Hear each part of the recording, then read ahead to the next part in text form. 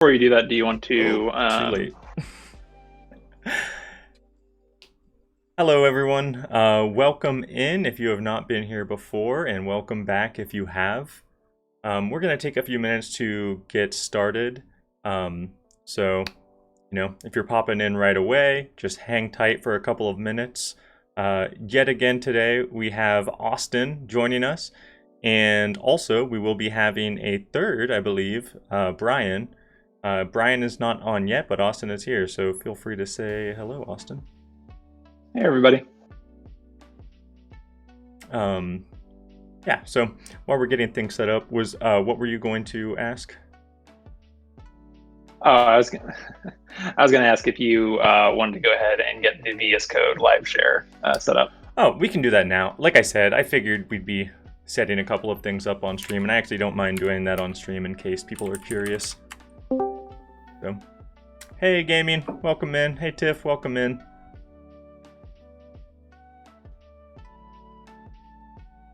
Make sure I'm sharing the right screen. Okay, yeah. All right. Hype man, absolutely true. Oh, is that Bryan? Yes, it is. Hey, welcome in, Bryan. Everyone, this is Bryan. Feel free to say hello or anything you want about yourself.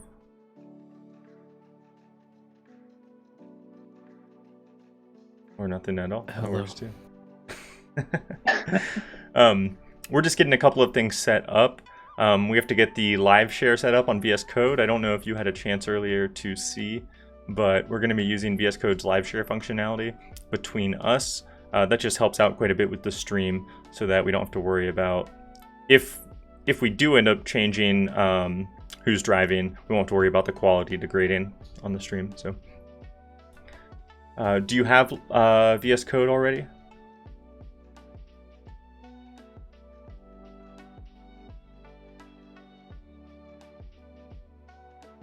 Bryan, I believe that is directed at you. Bryan might still be getting some things set up as well. Yeah, sorry about that. I'm back. Oh, nice. Well, it looks like you have code because I see it says you're playing Visual Studio Code in Discord. So I'm going to have to ask how you manage that at some point. But you can just add it as a game. That makes sense. Does it just track processes? Like, I've never actually thought critically about how Discord does that. Does it just have like a registry of like processes that it considers games and just looks for those? It's a good question. I'd be curious if there's like an open API for you to just make anything discoverable. Okay, I just DM'd each of you the invite links for the live share session. Cool. I believe we have the correct one this time. And I'll go ahead and get a shared server set up. Oops. Perfect. All right, looks like I'm joining. Awesome. And then I'll go ahead and kick that server off. So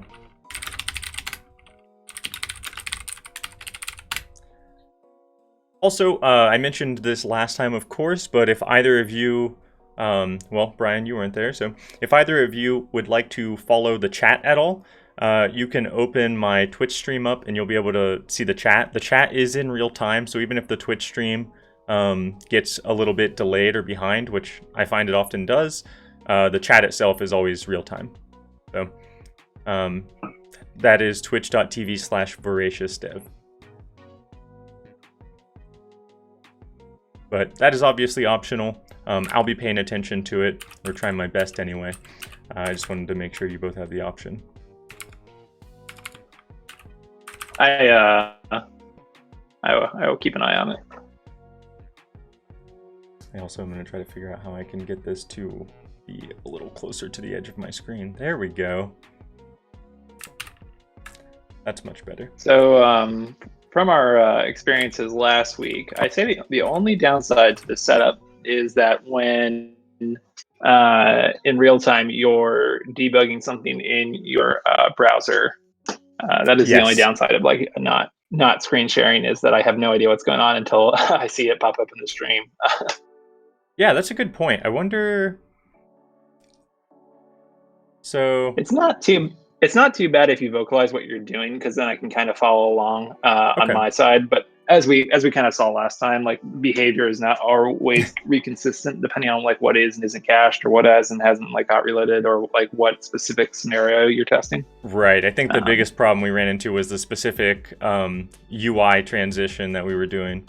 At least one specific scenario I remember with the new documents not working. So I'll try to vocalize it. If it does become an issue, though, then I will just change that setting so that I can screen share through Discord, which would be real time. And that would require me to relaunch Discord. But let's see if it becomes an issue.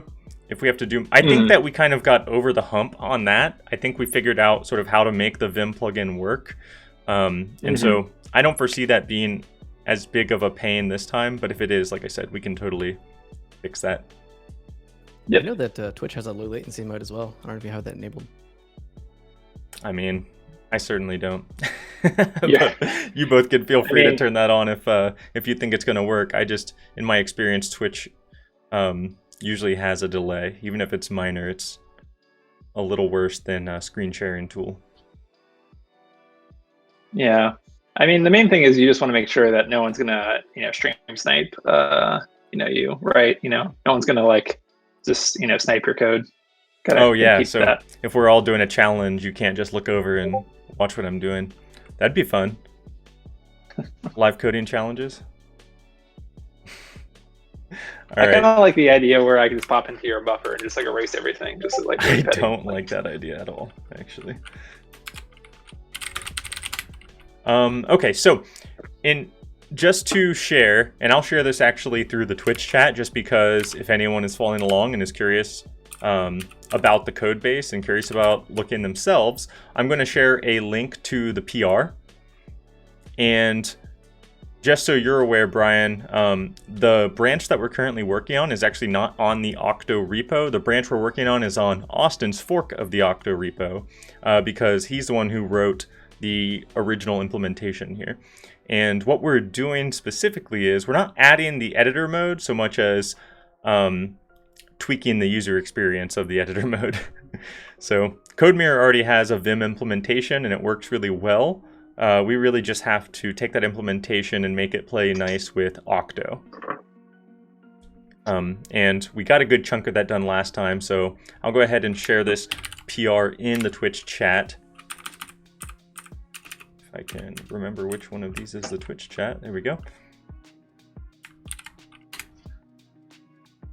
So that's the PR. You'll see Austen's fork and branch. We're working on the Vim branch of his repo. But the overall change set is there. You'll see two commits. One is the original commit that Austen pushed. The second one is what we worked on last Wednesday. Sorry to hear that, Gaming. Hopefully work gets better.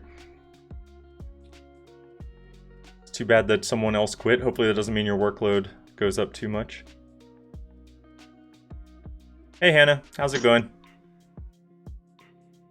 Dev is including chat. I'm trying my best. It is tough to bounce back and forth. But I'm pretty ADD, so I think it works.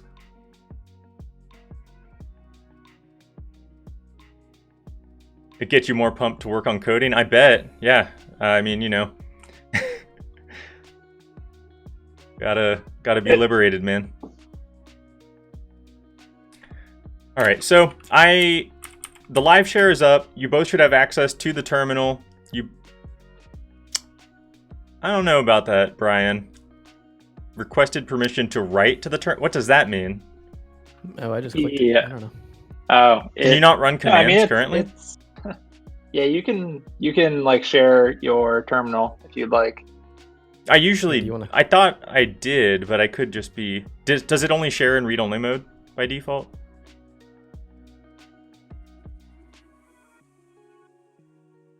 I'm not sure. I mean, can either of you run commands currently in the shared terminal? Let's see. I cannot. I can request read-write access.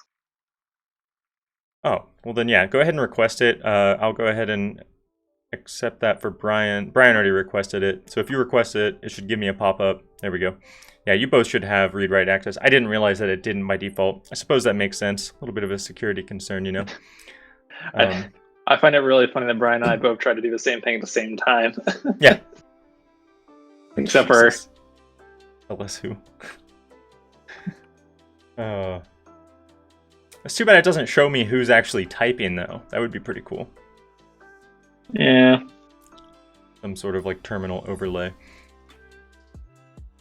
So to go over the functionality briefly, you know, we don't want to probably spend too much time on it, but to go over the functionality briefly, I'm just going to touch on each of these commits. And this is more for Brian to catch you up, and to anyone else who was not involved in the last stream. So this initial commit that Austen submitted was to just integrate that Vim functionality that already exists in CodeMirror. So it was a pretty simple like drop-in integration. You're able to, he tied it to the settings object, which is stored through the settings view component. And that settings object pretty much is a Boolean. It says use Vim or don't use Vim mode. And so once that setting is saved, that gets saved to local storage, and pretty much anytime you refresh your page, it's going to read from that and either use Vim mode if that's what you had selected, or not use Vim mode if you had it disabled. Now the actual enabling of Vim mode was pretty simple. That just involved including this giant Vim.js file, which is one of the issues that we wanted to talk about. And by including this file and then changing the key map setting in the actual configuration that is passed to CodeMirror, which I'm looking for, here we go. By changing this key map setting, you're telling CodeMirror to actually use Vim mode. So we ran into a couple of problems with this initial solution. The first problem, which is actually the only one that I was aware of, is that this Vim, again, this Vim.js file is actually really large, and we didn't, well, rather I didn't want to include this into the actual bundle. I wanted this to be lazy loadable because the Vim option is going to be optional. You're going to be able to turn it on, but it's going to be off by default. And so I didn't want to be including this giant JS file in the overall bundle. And that was the first step. So when we started working on this on Wednesday, what we were trying to do was just the lazy loading piece. And that itself had a couple of complications, but we did end up getting that working. And once we got it working, we realized that due to the nature of how the Octo editor is built, and how it sort of, what would be the word? Pessimistically creates a new document, where it does not actually create a document when you go to the new documents page until you start typing. It then redirects you to the same editor component, but with a ID passed in to represent the document that was just created once you've pressed a button. Because of that, though, the Vim mode itself was getting reset. And so if you were in, say, insert mode in Vim, as soon as you typed one letter, because of the redirection and the remounting of the component, it would switch back to normal mode instead of staying in Vim insert mode. And this was a clunky experience because as a user, the redirection does happen in the URL, but you shouldn't be able to tell when you're typing. It happens so quickly that it should appear as if you stay on the same page. And that wasn't happening. It was essentially refreshing the page as if you had just opened a new document. So that was the second problem we ran into, and we found out that in order to get that working properly, we had to actually modify some of the core functionality of the Vim.js file, which is not really written in a way for you to easily modify. And so that's kind of where we left off. We got the functionality that we desired working in between normal mode and insert mode. One thing that we haven't yet tested is visual mode, and that's where we're at. So, which would be kind of interesting conceptually. Insert mode and normal mode are pretty, straightforward. But like, for example, if you switch documents and you try to persist visual mode across, essentially different buffers or different documents, you wouldn't want like your visual selection, wouldn't really necessarily make sense in the new buffer or the new file. Well, it's not a new file. So the most important thing to keep in mind is this problem that I was mentioning, this redirection only happens when you're going from a brand new document, rather an empty document to a new document. So transitioning from one document to another, this doesn't happen. And in fact, the way that the Octo editor is set up, it does not pass these parameters over unless it's going from a blank document to a new document. It does not pass them when you're transitioning from one document to another. So that's a really important distinction, I think. So what we need to, this functionality that we're trying to account for is, again, it's more about what's happening behind the scenes than it is about what the user is seeing, because the user should appear as if they're on the same page. If they're actually transitioning documents, we definitely want things to reset, and that is what would happen in the current layout.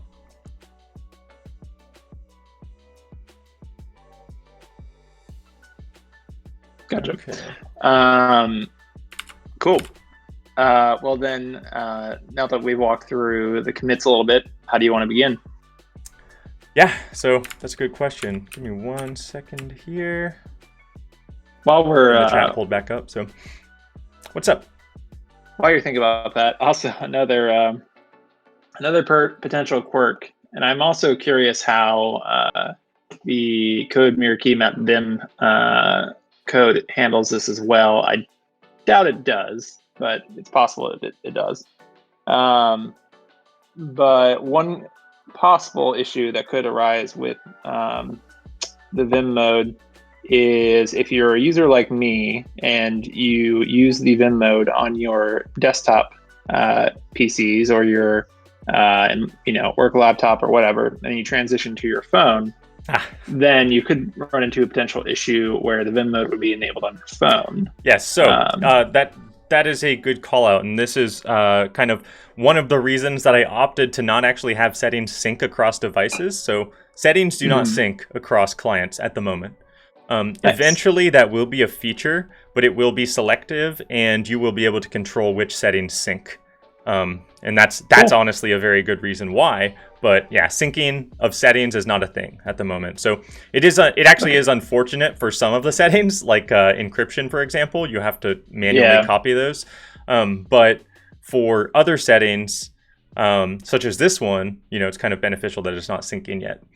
And that was kind of the idea. Was I knew as a an N of one, as my own self as a user, I knew that there were certain settings that I would want on mobile that I don't want on desktop or vice versa, and that's why I opted to not sync them. That makes sense. So. I am kind of curious. So I ran into that issue with regards to keys, for example, not syncing. But it seemed like there was code, and also your installation process referenced how to phrase this. It seemed to indicate that if you had multiple, if you were signed in and you added encryption keys, that they would be synced across open clients at that point in time. Okay, yes. So that's a good call out, and that's actually in the UI. And what's funny is I added that purposefully because I knew that people would potentially generate encryption keys before I had this enabled. But what it states in the UI, let me pull this up actually so that others can see. Actually, I should just be able to go to localhost now. So if I go to localhost 8888, in the editor setting, just so others can see as well, it's right down here underneath the public and private key. So it says private key will not be synced across devices when signed in. Public key will be synced across devices when signed in. So neither is actually synced across devices when you're signed in. So that's actually not true, the bottom one, so the public key. But the reason that I stated that it would be synced across devices when signed in is because in public key encryption or asymmetric encryption, the public key is only used for one purpose. It's used to encrypt data. It is not used to decrypt data. You can actually use the keys inversely and use a public key to encrypt and a private key to decrypt, but that's not often done, and I'm not doing that here. So the reason the public key is safe to be synced across devices is because the only thing a public key can do is encrypt data so that you personally can later decrypt it. So if that key were to get out, hence the name public key, if that key were to get out, the only thing someone could do with it would be to encrypt something that only you could later decrypt. And that's actually the purpose of it. So the purpose of syncing the public key is so that later, when we want to support shared documents, you will be able to encrypt a document with someone else's public key so that they can later decrypt it. And that's full end-to-end encryption for shared files, which is not something that's supported yet, but something that I did have in mind.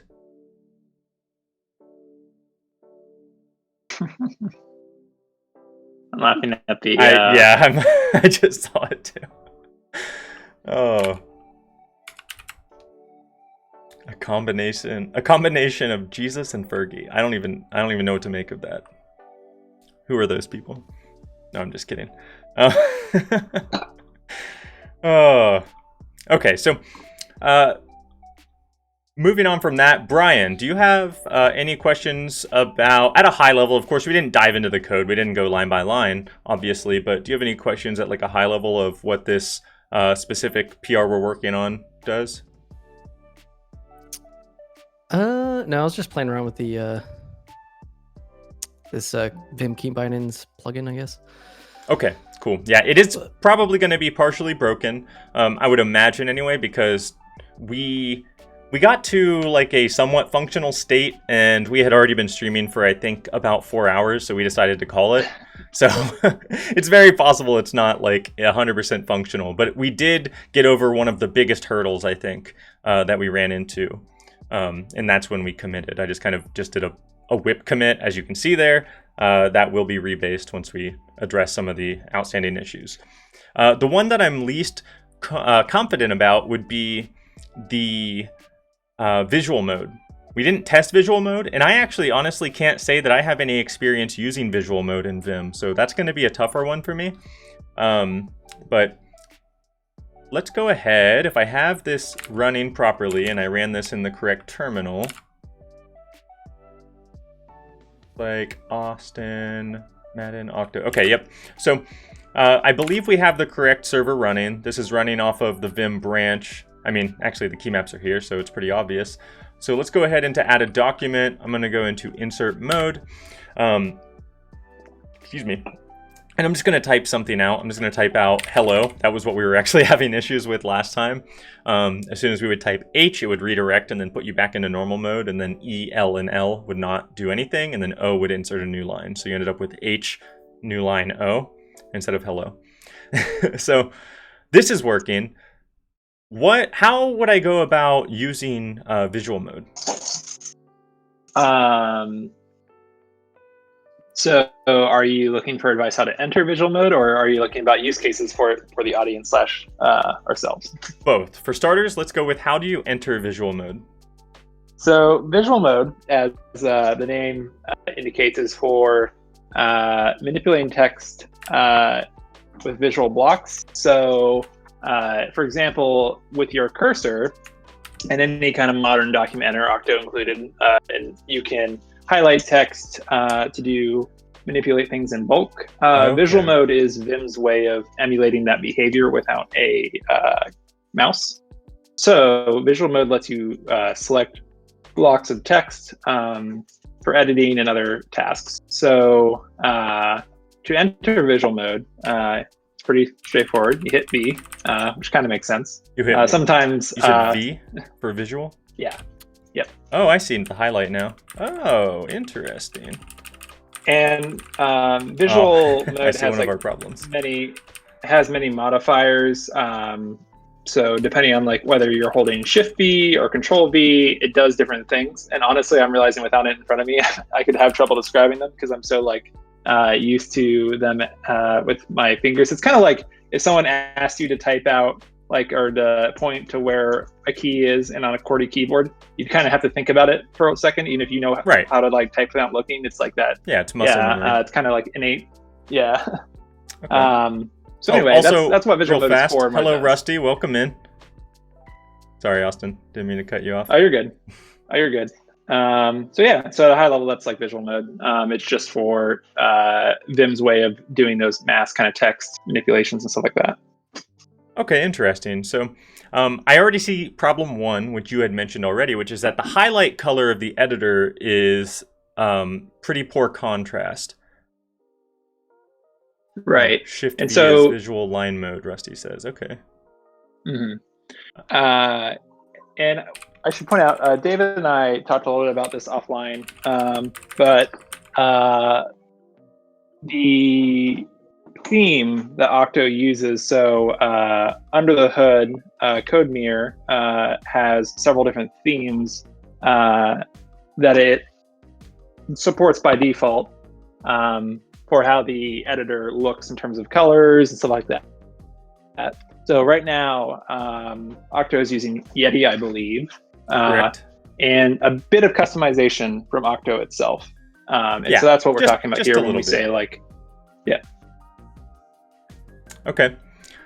So that theme, I imagine there's a class that is applied to highlighted text, so it actually shouldn't be too bad to emulate, I imagine.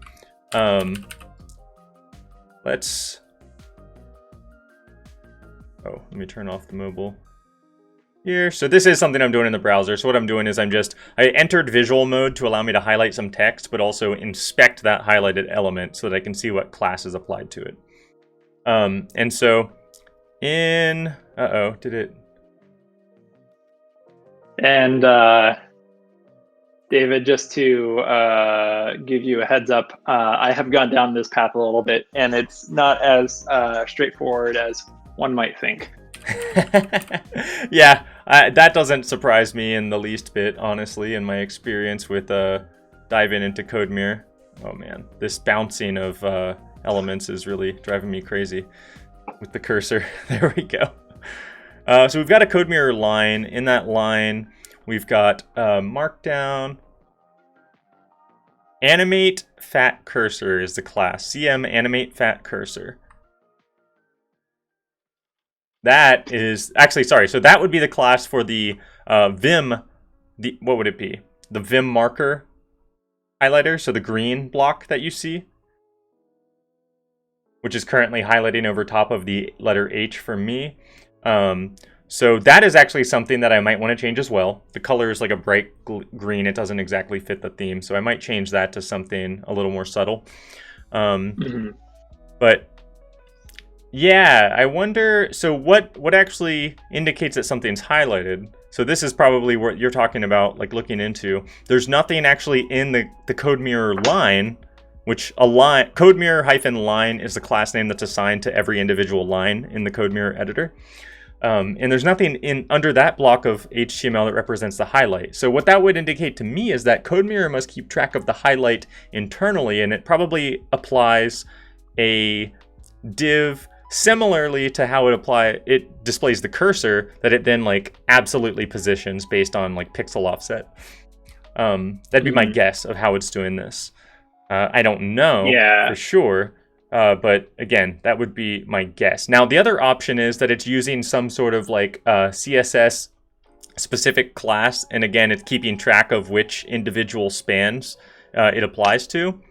But I don't see anything looking at the CSS directly that would indicate that. So I'm thinking that the former idea of an absolutely positioned transparent div is the more likely candidate here.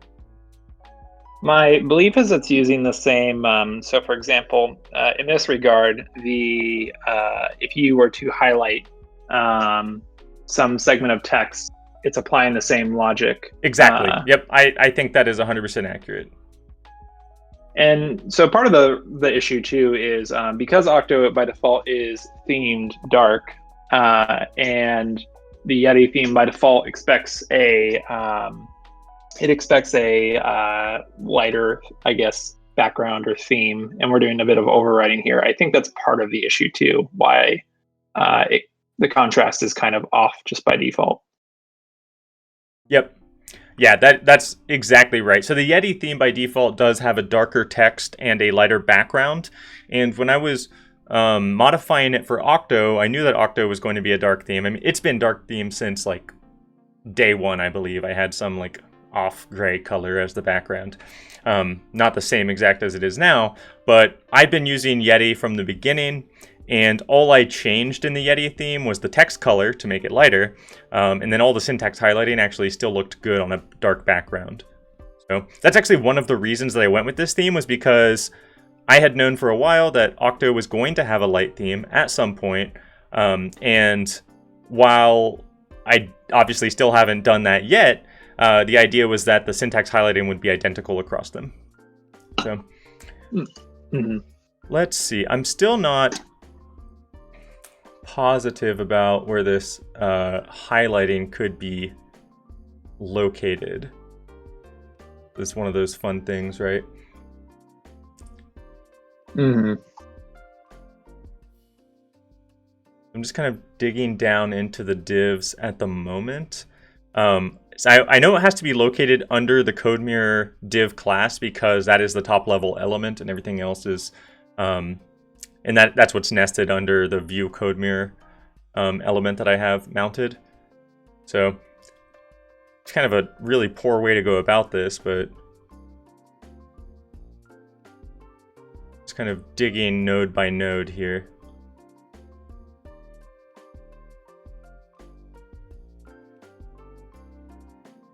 So that's the scroll bar, horizontal scroll bar. It's not going to be that. Scroll bar, filler, gutter filler. And David, if you could go ahead and share your server with the workspace. I did already, or at least I did originally. Maybe it's no longer shared. No, it's still shared. Localhost :8888. Which I guess on your end it might be a little bit different, but well, no, that sounds right. I normally last time. There we go. Wait, here we go. I see it. I needed to expand the live share segment at the bottom. Okay. And find the shared servers. Excuse me. There we go. Hey, I found the div. Hooray. It is called CodeMirror-selected, and it is an absolutely positioned div. It is one div. Now, I'm not sure. It probably expands to multiple if there's multiple lines selected, I would imagine. So let me go ahead and... Uh-oh, what did I just do? There we go. Let me hop back in the editor. Type in world. Let's highlight multiple lines there. And what do we end up with? Well, I lost the div. That's... Oh, here we go. It's... Okay, so it does create individual divs per line. Nice. But they all have the exact same class, which means that class is all I need to change. Yep, the background color. Easy. So this is going to be as simple as changing a CSS class. Going to be fairly straightforward. So the CSS class is going to be located in markdown editor.view. That's where the style is going to be added. So if you pop open, what I'm opening is, hang on, sorry, I hit the wrong button here. Don't save. And so David, for my benefit, could you explain real quick what was you said it was the class was literally just selected? The class is CodeMirror, title case, so capital C on code, capital M, mirror, one word, hyphen selected. So CodeMirror, gotcha. For a lot of its internals, it uses a CodeMirror prefix on the CSS classes. And the way that I found it was just kind of drilling. I know there is a decent tree of elements in the CodeMirror editor if you start digging down in the HTML, but it's not that large. Like you can drill down. Once you get down to the line level, you can kind of work your way backwards, back up the hierarchy, because nothing is inside the individual lines other than things that represent that specific line. So it didn't take very long. It was almost like a mental binary search. Gotcha. On my end, a way I kind of scanned it is I was using some query selectors and kind of just using that to look for relevant things. So that's another way to go about it too. Nice. Yeah. Okay. So I have markdown editor.view open. And again, this has some basic overrides. This is where I do the style overrides to make the individual headers different sizes, for example. It's where I go in and change the background color. And so all we're going to do is for Yeti specifically, so you see near the top there's a couple of Yeti specific overrides. I'm going to just add one for code mirror Yeti, and then it's going to be code mirror hyphen selected, just like that, and it's the background color. And currently it's like a 9 something. Let me find it again. Oh, I have nothing selected.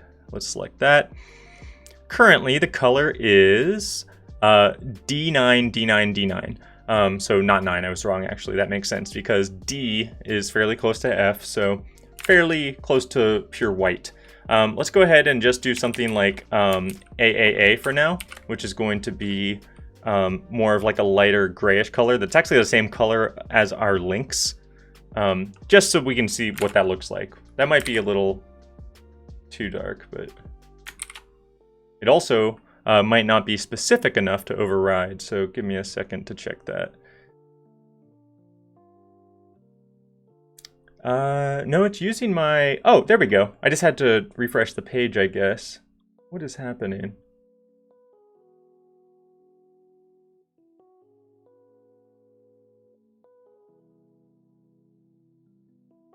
That looks pretty light to me still.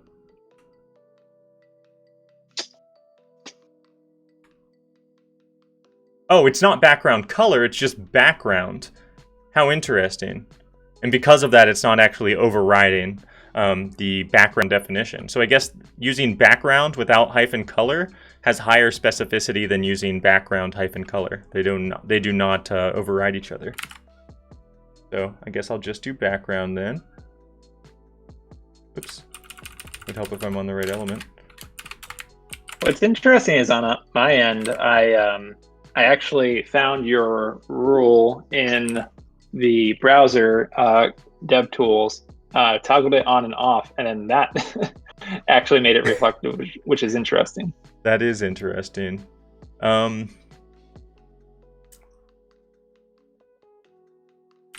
go down. Yeah, there's something, there's almost like there must be like an active class too or something, because if you look, when you're highlighting, it's different than if you like lose focus, like when I select the editor.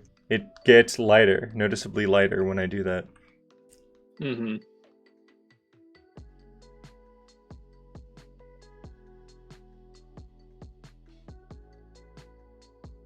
Excuse me.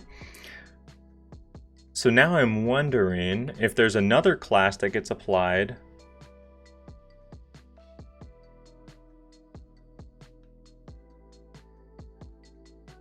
Seems like it. Certainly does seem like it, but I can't look at it because the element is being replaced in the DOM while I'm selecting. And so there's no way for me to keep it expanded. Let's see. I bet there's a simple way to find out if I just look at the Yeti theme. Code mirror Yeti, oops, theme, CSS.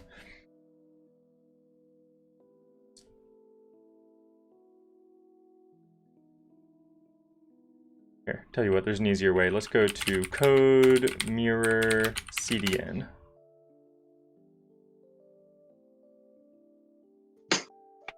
Okay, and in here we should be able to find Yeti. I see yeti.min. Oh, but there's no non-min. All right, let's look in the GitHub repo then.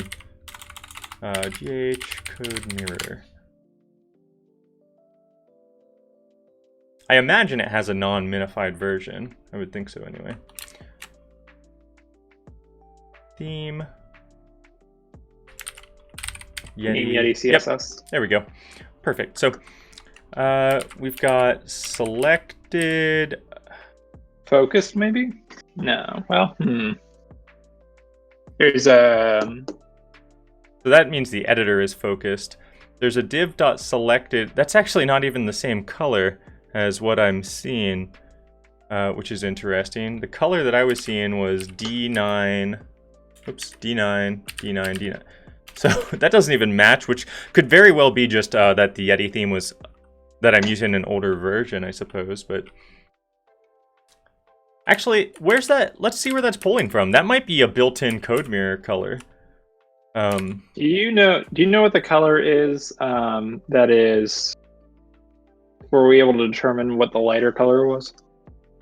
the lighter color. I haven't determined what the class is, where it's coming from. Oh, I just want to know it's hex code. Yes, it was D9, D9, D9. Okay, interesting. Yep.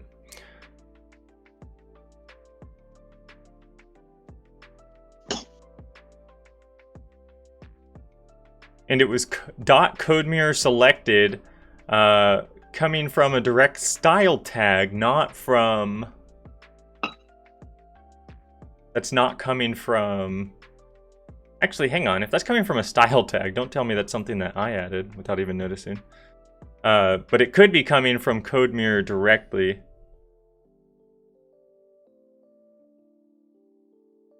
Okay, yeah, this is coming from the built-in CodeMirror styles, I believe. So it's actually not even a Yeti-specific color.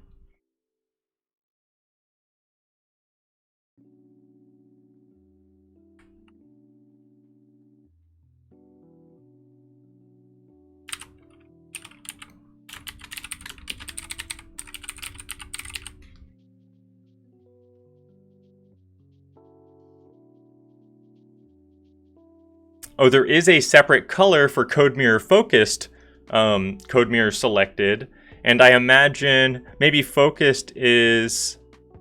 that would actually make sense. So when CodeMirror is focused, which would be when you're actively selecting, so clicking away is the action that is causing it to change color to what we would expect. So CodeMirror focused must be a separate style that's applied that we need to override as well.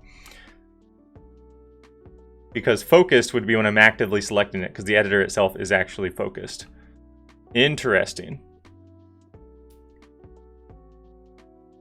Cool. Yep, let's give that a shot. So we've got two. So code mirror. Actually, let me just copy that. And that makes sense too, since if you look, for example, at Yeti, in that rule for selected, it also overrides focused as well at the same time. So yeah, exactly. I'm just curious why that actually wasn't being applied. Or maybe, no, yeah, it wasn't, because that's not the color that I was seeing. So maybe it was just, again, a specificity issue, which is possible. Why am I having so many issues doing a find in here? Oh, there we go. It is focused. Is that... I'm trying to figure out where... Was that on the actual editor? I can't remember where that is being applied. you mean the CSS rule, or? Yeah, where the class is being applied. So I'll try that. We'll see. Happens. See what happens exactly. Oh, cool. And then there we go.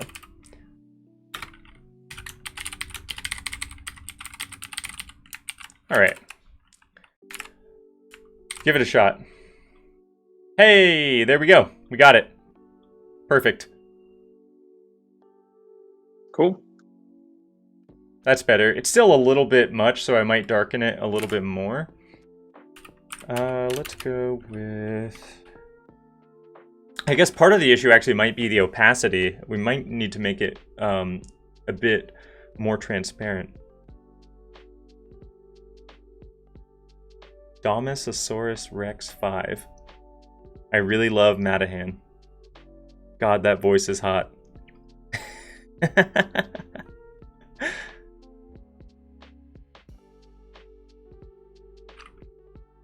Getting some love in the chat, Austin. It's good time.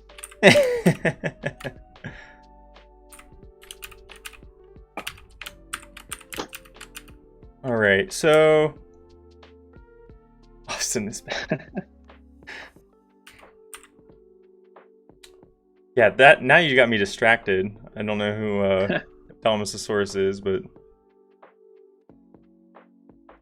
I don't either. This is just some stranger. yeah. I feel like this is No, I someone you know. know. Yeah.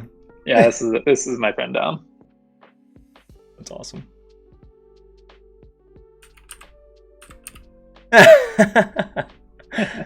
All right.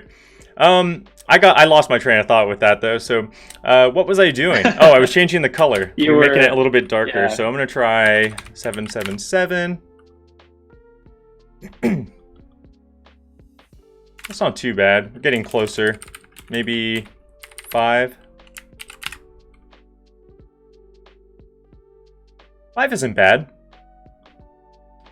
You mind giving that a shot and tell me what you think? Yeah, let me refresh and make sure that the update was reflected here. That looks, let me make sure that's the right. Yeah, I think that looks right. Awesome. Yeah, I think looks pretty good to me. In line with, yeah. Like for the dark background, like it still highlights, but you can actually read the text, which is what you want, right? Right. Awesome. So that looks pretty good. I guess like for the most part, visual mode itself, do you not actually edit anything? Do you actually change text? Yeah, I mean, you can do deletes, you can do inserts. I don't know how well that will work in. I don't know how well it's going to work in the emulated. Like, I don't think this is a perfect, emulated version of. Sure. So, like, for example, what you could do in a true, full-blown Vim, you can do multi-line inserts. So, for example, if I were in Vim in my terminal, I could like enter visual line mode and then I believe hit Shift I, and that would enter me into an insert mode. I can make an insert across multiple lines, escape, and then it would apply. I'm not sure that from my very brief testing here on my version of Octo, that does not seem to work. Okay, and that is anything that doesn't work in the editor, like standalone, when you already have a document existing, is likely that's likely a gap in the CodeMirror implementation. It's less of an issue that is Octo specific, I would imagine. And so, I'm working with what we have here. We're working with what we have here, and so I think that for the most part, what I'm concerned about is introducing a bug that would not otherwise exist in a blank CodeMirror editor, right? So what I'm trying to do is make sure that the experience of using this in Octo is the same or better than the experience of using it in like a default CodeMirror editor, right? So if we're worried about potentially introducing, or sorry, if we're talking about something that is just a limitation with the CodeMirror implementation, then I'm willing to accept that. And to be honest, to a certain degree, I'm willing to accept a certain level of fault tolerance here, because if there is a problem and people are using this, like you, for example, right, then ideally you'd be able to file a bug and we could get it straightened out then. Like, it doesn't have to be perfect to go out. It just needs to be, at least usable. I really don't want it to cause someone like a giant, like, malfunction in their document, for example, right? Like, I don't want you to do something and have it erase your document. Brian can attest to some experiences there. I just want to throw out there, I am perfectly okay with the limitations of the emulated Vim. We do not need to go down the path of like implementing or trying to hack around its shortcomings. Okay, cool. So in that case, I think that what I'd like to see us do next is I would like to modify the cursor color here. I'm probably going to have it be, I don't know, honestly. I don't know what color I would like it to be. I mean, we could, if we want to make it a non grayscale color, then I would recommend, I actually have a brand blue color that I use in here. And I would probably use that instead. Is that what you use for the old mobile friendly like drop down menu? Yeah, that's actually still there now. So on mobile, we still see that. Here we go. Yep. And I would like to change the mobile layout a little bit, but I'm not super concerned about that right now. And actually, you beg a question. I say question here because I don't know the answer, but actually, I have a thought. But the question is, on mobile, should we disable the ability to turn on Vim. And the reason I'm kind of posing that as a question is because I do see a scenario where someone on mobile, I feel like this is very unlikely, but someone could use like a Bluetooth keyboard or something, right? And so maybe you want to be able to use Vim on mobile, but I just want to throw that question out there in case you have any thoughts. No, I mean, I definitely could see someone with a like custom, like with an Android tablet or something like that. Like I could see a number of scenarios where like giving them the choice, like, you know, putting it into the user's hands and not making assumptions for them is good. So cool. That's what I typically like to do. I like to, I mean, yeah, there's going to be some level of opinionation. Is that a word? Here, but I can't. But I like to ask, right? Like I like to see what other people think as well. Yeah, it definitely seems like one of those things where there's going to be an edge case, and you know, what value are you getting? Because, you know, someone does have to explicitly go in and turn it on. Right. Okay. All right, let's see then. I'm going to change this color, which again, like I said, we're already using that brand color somewhere in, I can remember these damn shortcuts, app.view. Perfect. And then for, actually, this might be in, what would this be called? The nav? The nav bar, I think, is what the top bar is called. Yep. And we've got menu here, and the menu background color is button primary. Okay, that is an app.view. So the color we're looking for is on button primary, or, you know, obviously I could just inspect the element, but now that I know exactly where it's at, I'm not as concerned about just going this route. So btn primary, it is right here. Got our hex color of 557 BAB. And these are all Bootstrap classes, so, you know, yep, we exactly. might customize the colors, but the classes themselves are consistent. If you ever see any other Bootstrap code, btn primary, exactly. you know, etc., those are standard. And then this actually did have a specific cursor or a specific class that was written in here. Oh, I'm on, turn off this mobile view. Here we go. And it is,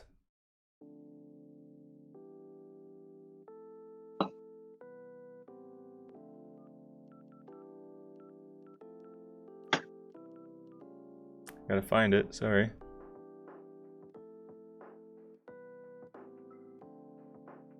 So I see code mirror cursor.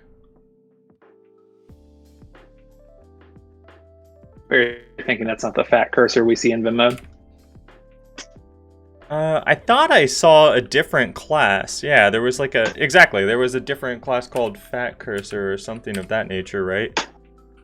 There is a more generic code mirror cursors, plural. That might be kind of that is a, that's a that. wrapper around. So that div actually contains the code mirror cursor div. So I guess we'll start with cursor and we'll go from there. So oh wait, I found it. Are you looking for? It's going to be after you're done writing this one. It's cm dash s dash yeti code mirror. Oh man, darn it! I had it and it changed. Is it gone now? It was yeah. cm dash. Yeah, it's always changing. It was cm dash fat dash cursor.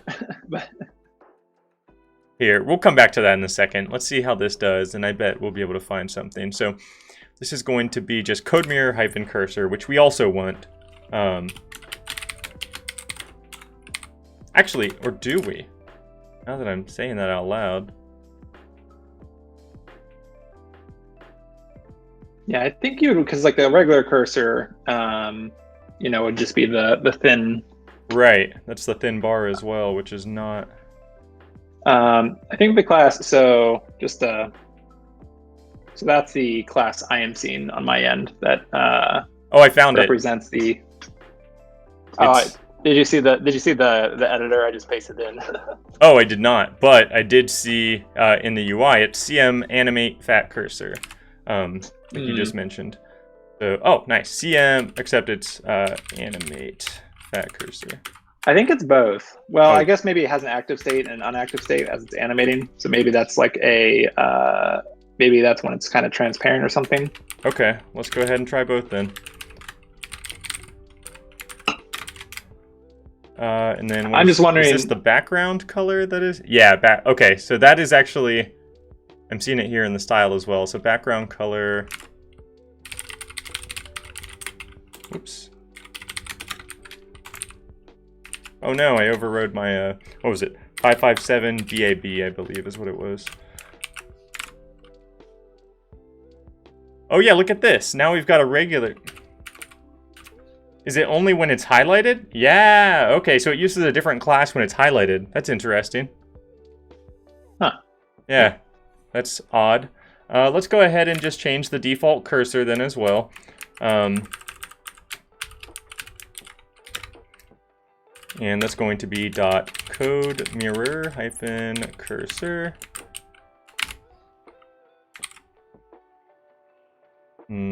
Apparently I'm wrong about that. No surprise.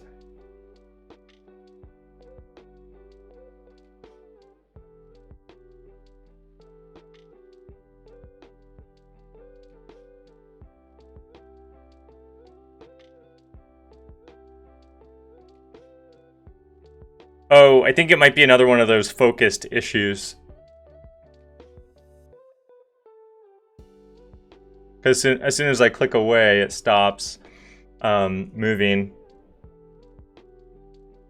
Oh no, oh, I lied. It's actually calling CM fat cursor dot code mirror cursor. So this actually is probably a combination of these two. Gotcha. Let's try this. We're getting there slowly.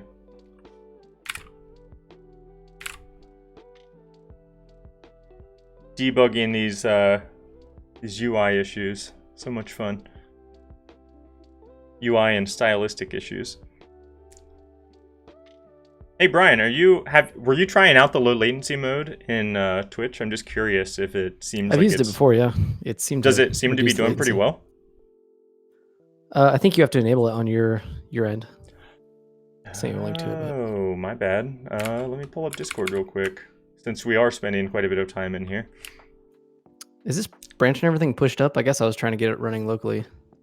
But well, it is, but you have access through the terminal and through VS Code. I guess if you're trying to spin up another instance, this branch again is on Austen's repo, so it's on the it's on his fork of Octo. So if you go to Austen's user on GitHub /Octo, the branch is just called Vim. Okay, yeah, I've got that up. I wonder why my Vim mode's not working. Did you go into settings and enable it? Yep. Oh, really? How could be me. I'm also developing on Windows, and I'm using the Brave browser, which oh wow, we've had look at problems you with trying that in to the past. just throw all these variables in here. Oh, there it goes. Here we go. It was Brave. Gotta love it.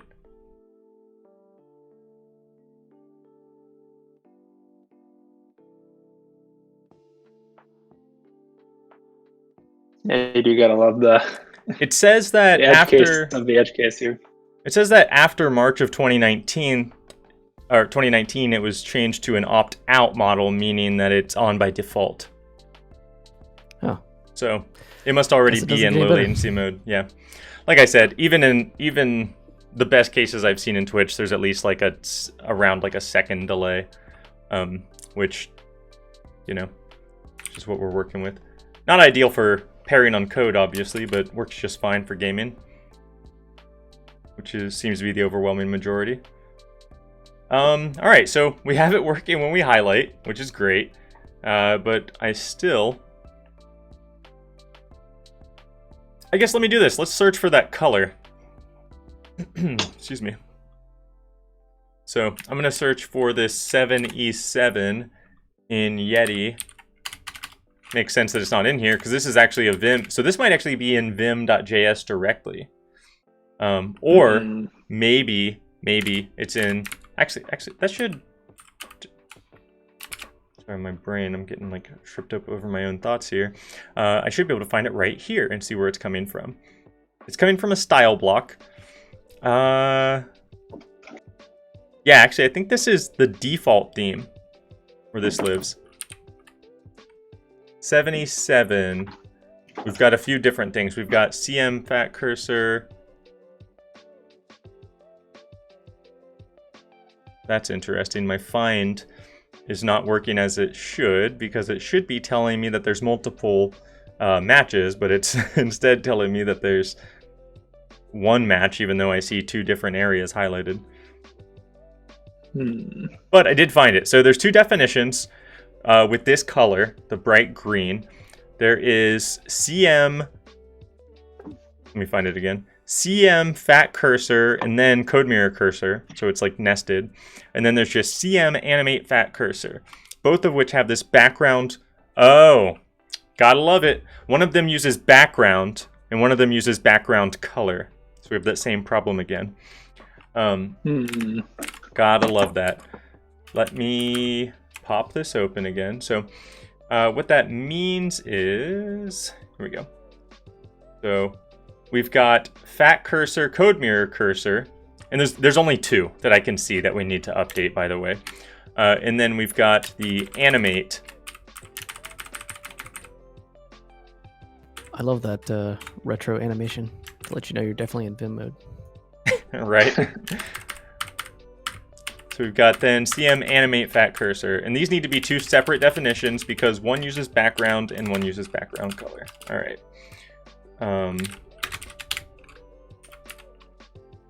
Which is which though? So cursor uses background, fat cursor uses background color.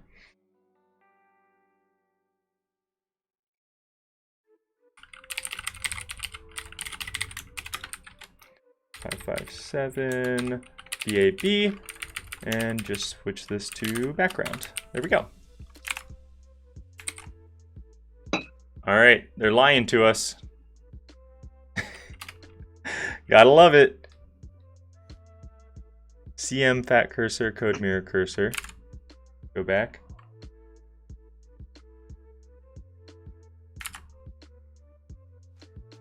And then CM animate fat cursor. See, we're even using like a higher level of specificity, which is interesting. I don't think that would be causing us a problem here, but I also don't know for sure.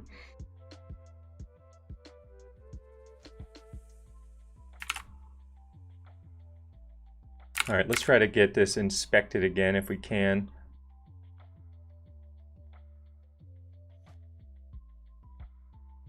Under cursors, cursor. So it's not even applying the style. I find that odd. Because Yeti is applied all the way up here.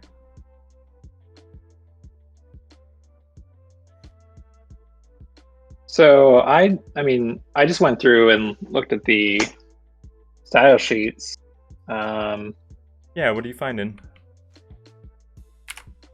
Well, I mean, I just edited. There are two, like I just see the two I found references. one of the issues, but go ahead. Yeah. Well, yeah, but I just see two rules. You know, CM fat hyphen cursor, and code mirror cursor, and then the CM animate a fat cursor. I mean, I see the same spots you are looking. Did we override? Let's see. Did we override? I found it. Got it working. So here was the issue. So if you're looking in Markdown Editor on line, what is currently 196, I had a space between CMS Yeti and CM Fat Cursor. But those classes are both applied to the same element. They're not nested. So that was the problem. I had it like this. So that means that this class would have to be nested under it, but that wasn't the case. And I didn't realize that until I looked at the DOM again and saw that it was actually on the same element. But that did fix it, so I don't know if you can look on your end or see my stream, but I see the effect. We're good. Flashing blue. We're good. So that looks pretty good to me. I like that color anyway. I mean, you know. Yeah, it's a natural opposite of the Octo orange, so it's kind of a good. Right. You want some more bugs? Are they Vim related? Yeah, put it on a put the cursor on a like a heading block or whatever. Uh-oh. Yeah, this is gonna be fun. Okay.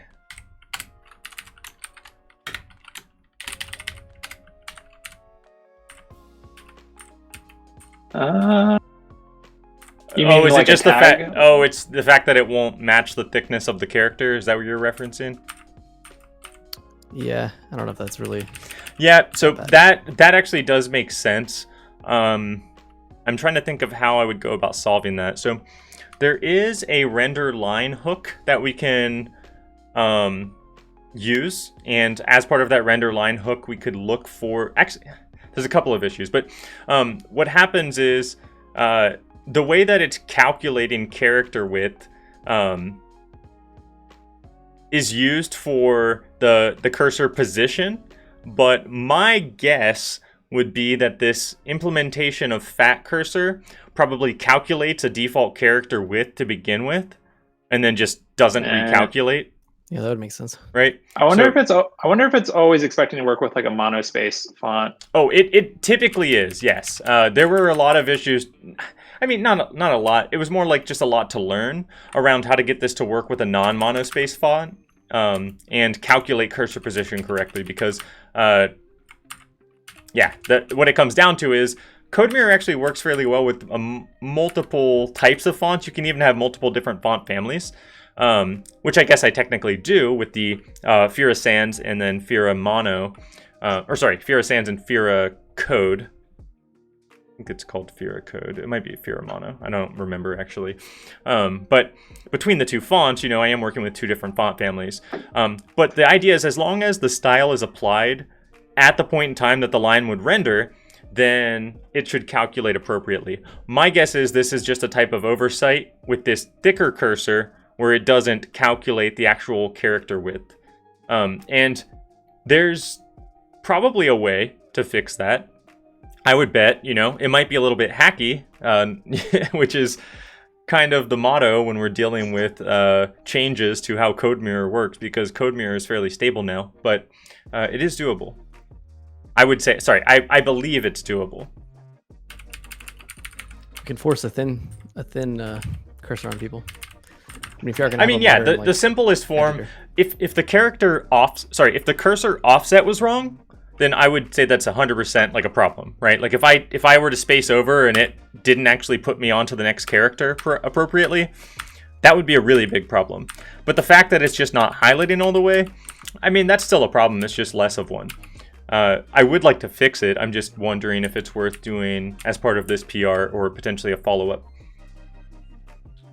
How about we do it this way? I definitely think what we have is shippable. You could also just put a big beta on the label. I mean, if you'd like. This app is in alpha, so I think there's it's the beta for the alpha for the Vim. Yes.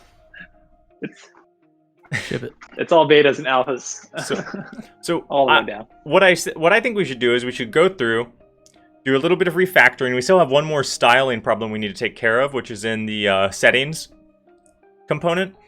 And then if we still have time afterwards, I'd be totally cool with just tackling this, but that's up to you both. So let's do that part first. So let's make sure this code is clean and works as expected. I do remember one particular problem I think that we need to address, which has to do with the editor switching modes. So let me close those, and this is going to be in the component called the editor. And we kind of had a hacky solution, which again, I think we're going to have to continue to have, but just wanted to call that out for maintaining insert mode when that new document redirect happens. So it's actually not in the editor. It's in, let me keep that file open though, because we won't want that. It's in markdown editor again. And so if we jump back up here, somewhere we're calling a direct like set option call on the code mirror instance itself. Trying to figure out where exactly that's happening. Looks like, okay, right here. So it was in the onReady call. And we're calling a few different things. Honestly, some of this stuff might not be necessary. We'll have to double check that. But we're calling set option disable input. And this should really only be happening not only if we're in Vim mode, but specifically if the initial Vim mode is Vim insert, right? Because we don't want to disable input if a redirect happens and they're still in normal mode. And that is possible, right? If I were to go into Vim here, say a new document, and actually, well, let me do something real fast. So if I were to copy some text, make sure that worked. Yep. So if I copied some text and I did a new document and I just pasted, why didn't that work? Why can't I paste? With Shift P. Oh, because you have to. It probably treats it as a separate buffer. Can I do like a? Okay, that works. But what if I go to a new document? That works too. Okay, perfect. Well, maybe, yes. Okay, there we go. So now I can't move my cursor. And I can type. So instead of keeping me in normal mode, it's actually completely broken because I'm kind of like in an in-between state of normal mode and insert mode. And the reason for that is because we're calling these extra options that say that we're in insert mode, but we never actually set the key map to insert mode. Because initial, actually, let me think about that. Yeah, we don't set the key map to insert mode. We set the key map to whatever the initial Vim mode is, which is normal mode. But again, these other calls cause it to kind of break our interaction. So I figured when we finished up on Wednesday that was potentially going to be broken, but I kind of forgot about it until now. Me too. So this is just broken until I refresh the page now. But now I can go back. So it shouldn't be too hard to fix. It's just one more thing we'll want to take care of before we do a little bit of refactoring. Oh, gaming. I am so sorry that I missed missed your comment till now. But you said that if statement, is that CSS or Java? So one distinction, just to clarify, Java is a server-side language. So I just want to make sure that you don't get that confused with JavaScript. So JS, JavaScript, would be any of the logic. So CSS is purely a styling language. So you don't really have typical logic. You don't really have if statements or loops, I want to say, in raw CSS, although that's technically something that could eventually be added to the standard. So it's not like a full programming language. It's a similar to HTML, it's a markup type of language. So anything you're seeing that has if statements or any sort of logic like that is going to be JavaScript. So let's pop back over here. And I think all we need to do is do one more if check, essentially. Again, not thinking about how we might refactor this to be cleaner, but all we need to do is do one more if check and make sure that Vim insert is the mode that we're switching to before we call these extra things, right? Or not this one, but these here.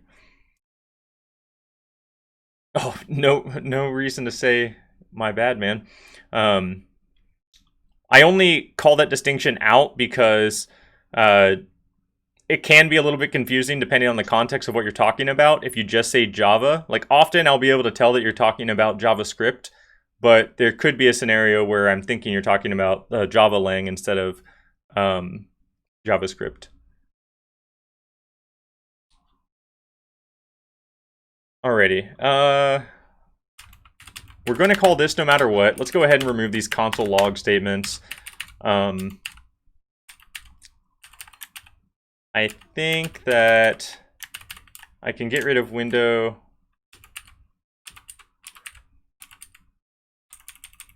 I wonder if I can call this .editor.signal instead of window.codemirror.signal. Although the instance is passed in here, so I feel like that's not going to work. We'll come back to that here in a moment. But right here, also I think my music stopped. Coach did.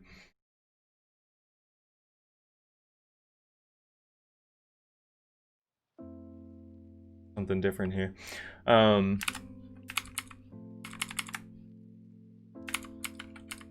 I noticed the search does not work. I don't know if you have that key bound to something else. What search? Like you can type / in Vim to find something. Oh, I do not have that key bound to anything, so my quick assumption would be that it's just not supported out of the box with the CodeMirror editor. It might be like an extra plugin. But I don't know. I don't know that for sure. I would probably want to test out another Vim CodeMirror sort of demo to see if it works out of the box, or do some light research there, because I don't know if that's supposed to work, and without knowing that, it's kind of hard to say if I broke it or if it's yeah, I don't know. Not supported. It's in their demo, but I don't know. Yeah. Oh, is it? It's a plugin. We'll have to look here in a second then. Don't let me forget about that, because if we did break it, I would like to fix it, of course. You know, it's a fun thing. I mean, if you try to do a command, so enter Vim commands and use command mode, it does the prompt. It open up a JavaScript alert with an input. Yeah, it's the prompt command. I love it. Yeah, in their demo they have the what do you call that? The colon thing. It shows up at the bottom, so you can type commands in. So I wonder if that must be extended then, because we're literally just pulling in the Vim.js file. So I actually did a search explicitly in the command mode and said it brought up this dialog. It said error, search feature not available, requires search cursor.js or any other get search cursor implementation. So it is something that you could pull in. It seems like, but okay. I bet the same is true for that colon input as well, because I definitely didn't change anything with the configuration or initial pull in of the script that should make it switch to a prompt rather than like an inline. Now, obviously the ideal experience would be that it would just be inline and show up at the bottom of the editor. So if that's a plugin, then that'll probably be something we'll want to add at some point. But again, I really think to some degree when no one expects perfect Vim emulation with these types of things. It's mostly for me particularly, it's like the mnemonic, oh, I want to be able to delete using a visual selection, or I want to be able to enter a new line and insert mode using O. And that stuff is supported out of the box. Yeah. So I think that's like 90% of the value add. The 2% of Vim that you need to know to do something, right? Mm-hmm. Or 1% or 0.1%. Okay, so where were we then? Need to pop the editor open. Oh, I was adding the if statement here. So if this dot initial Vim mode is equal to, what is it? Vim hyphen insert, I believe.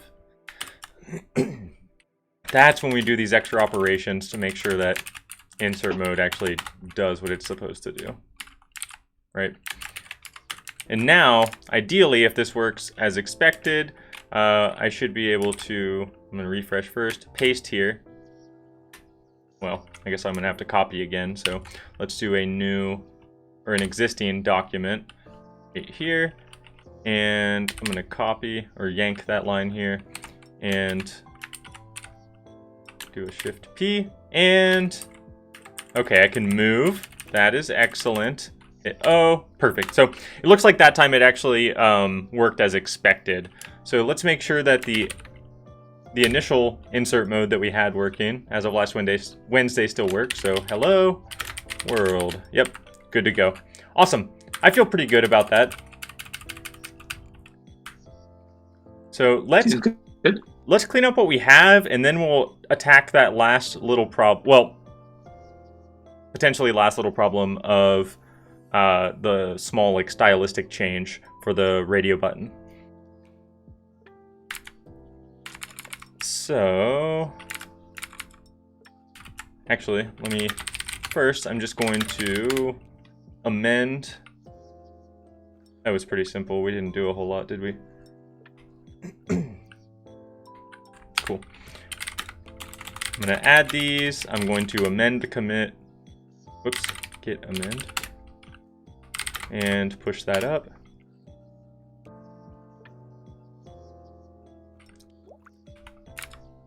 And I'm just going to look at the diff here in GitHub because it has such a nice UI for it.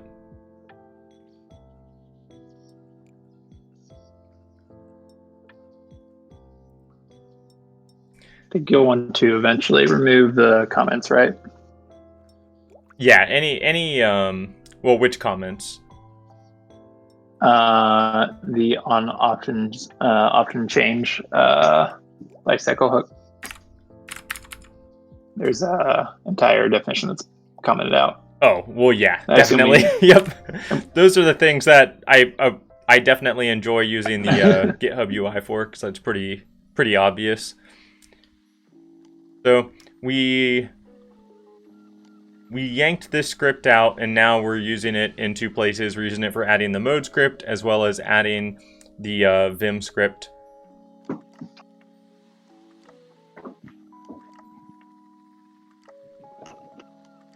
Makes sense. So add mode script, load Vim. We set the code mirror instance on window. We define the URL, which again is going to be based off of the code mirror version. We wrap on load because we're memoizing this loader so that we don't inject the Vim.js script multiple times. Looks pretty good. So option change, as you were saying, if we take a look down here, option change is not being used, so we can remove that entire block. We can remove the option change binding on code mirror itself. So let's rip that out up here as well.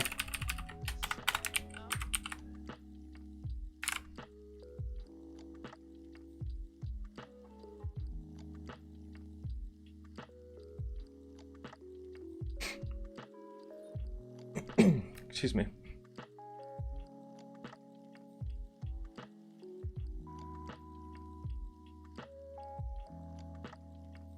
Okay, so we have I'm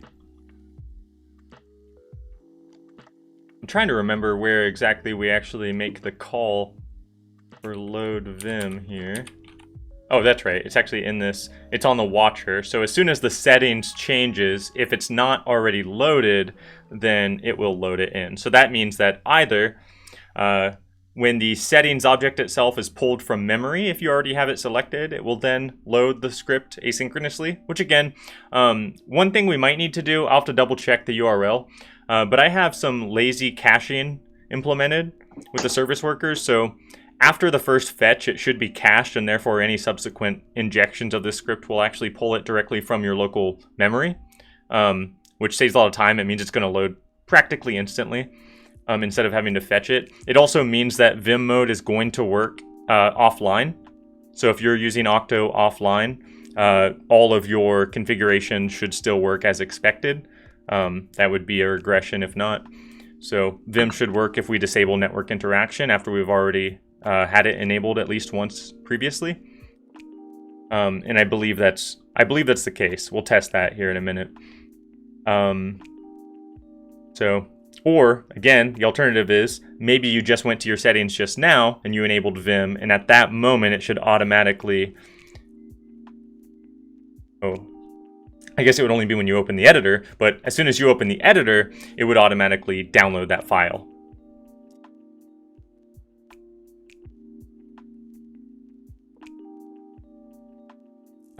One thing. So what happens when we set Vim loaded? It changes the key map. That's right. And then the key map automatically reloads the options in the editor. So all of that happens as you would expect. No need to worry about any manual intervention on reloading the editor. And then this is just a global in the store that tells us whether or not it's been injected. Looks good.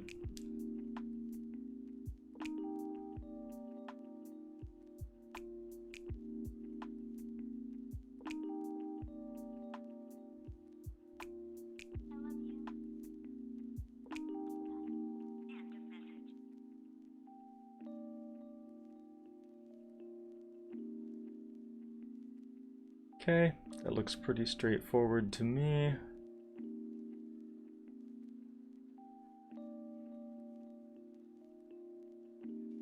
Pulling this .keymap, which is either going to be default or whatever the setting specifies, which is currently only default or Vim.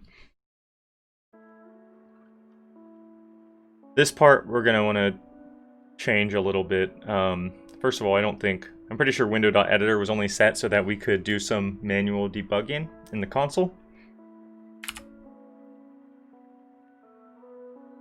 Yeah, that's accurate. Yeah, not using that anywhere, so let's go ahead and rip that line out. And then this itself could be its own function.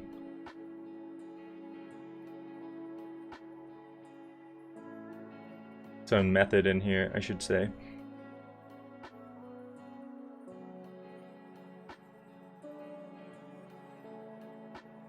Guess I'll just call that maybe load Vim.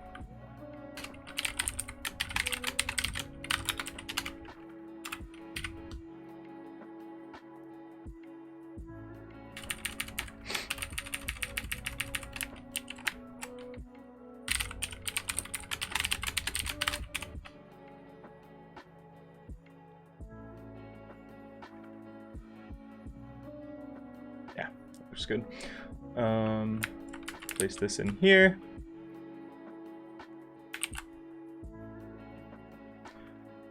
So if we have an initial Vim mode and it's not yet set, and the key map is Vim, all of these things need to be true. Then we say this.editor.set option key map to initial Vim mode or this.keymap. Right, because initial is optional again. So that makes sense to me. Not necessarily the prettiest code in the world, but it'll do.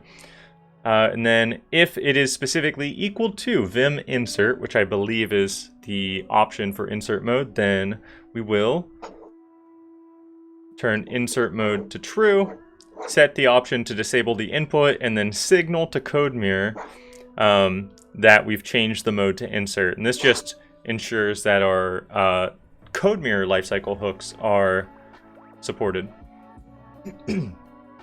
Hey Squiddy, welcome in. I have no idea what's going on, but hello. Hey, no worries at all. Thank you for coming to hang out. And also feel free to ask any questions that come to mind. So I'll give you a brief rundown actually, and then I'm going to take a quick sort of stretch break, get another drink. It'll only be just a couple of minutes, but give myself a chance to stretch my legs and grab another drink. But just to catch you up real fast, we are working on Octo. I don't know if you've seen Octo. I feel like you've stopped by before, but I don't remember exactly what we're working on specifically. And so Octo is essentially a markdown editor. It's a writing app or a notes app, if that's what you'd like to use it for. And the editor itself is built on top of a tool called CodeMirror. CodeMirror is an online code editor, and so that it's kind of like an IDE simulator. So it allows you to work on text, and it'll automatically highlight and provide different functionality for a bunch of different languages. So we use that for the markdown aspect, but also for the automated syntax highlighting in code blocks inside of Markdown. And so what we're working on now specifically is implementing the Vim plugin for CodeMirror, which allows us Vim keybindings. And even more specific than that, we're just doing some code refactoring because we actually have the functionality mostly working now. That said, I am going to take a really quick break. Like Austen and Bryan, feel free to also do the same.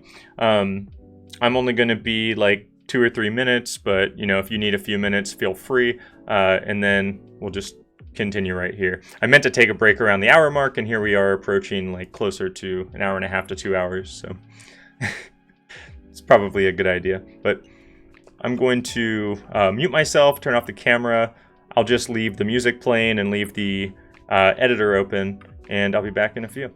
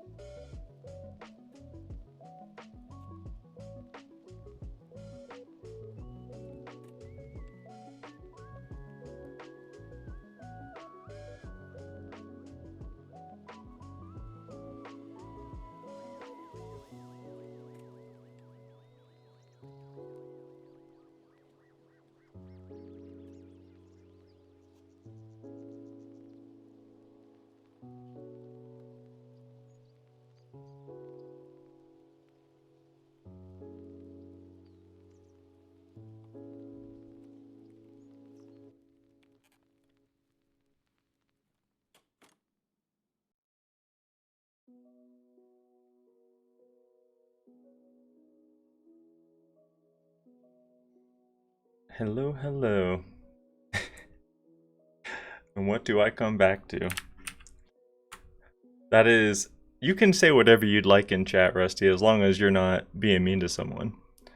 I have to be a little bit more careful with what I say as a streamer, but I think that sounds like a wonderful idea.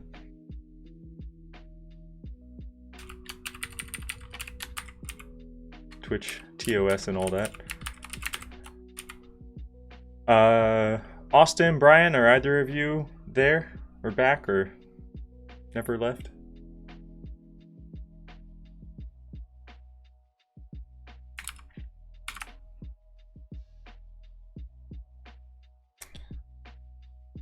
Thanks for the welcome back.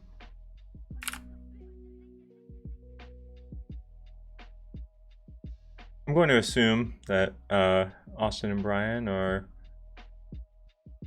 still taking a break since I haven't heard something, which is absolutely fine. Excuse me. I think we're getting... Oh, that's from one of them highlighting. I was a little bit confused about this pinkish red color. My editor here. About to slam on some nugs. Heck yeah. Nuggets are wonderful.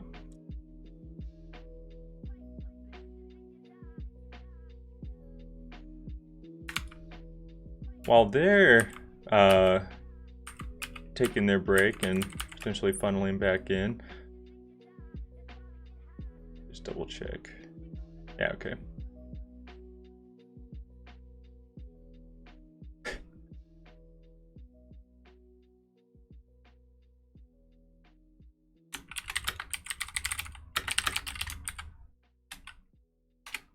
Oh, it looks like Bryan had to hop off actually, so definitely wish him a farewell. I believe Austen is going to be hopping back on.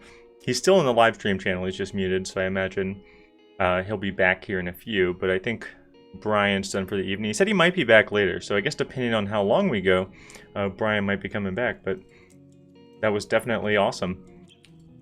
The more the merrier.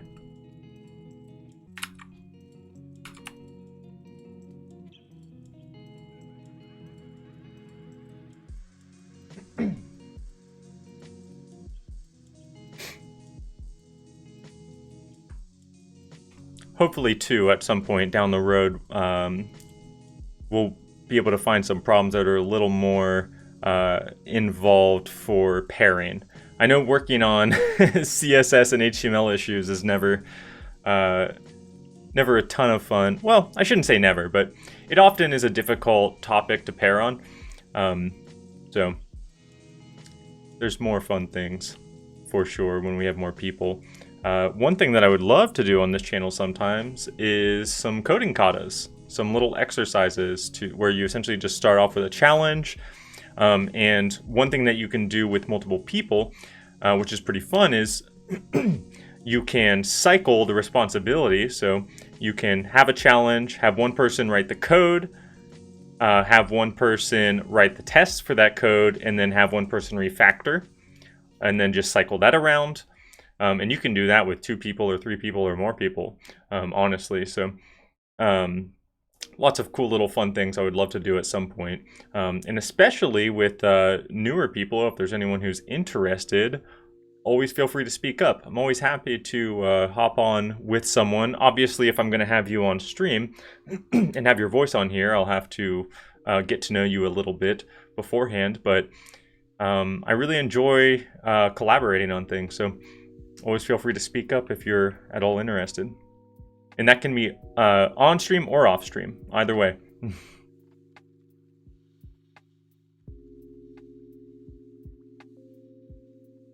So I was gone. Hey, welcome back. I knew you were gone. I had said something, and without the response, I figured that you were still taking a break. But like I said, take your time. No worries at all and no rush. I just was reading through this code some more and then just talking kind of aside. Gotcha. Bryan had to hop off. I don't know if you saw in Discord. Yep, I saw that. I believe I am sort of caught up. Awesome. And excuse me, sorry for coughing or clear my throat in the mic here.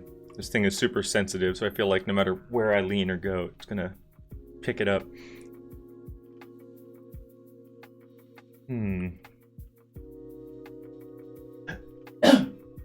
I'm still trying.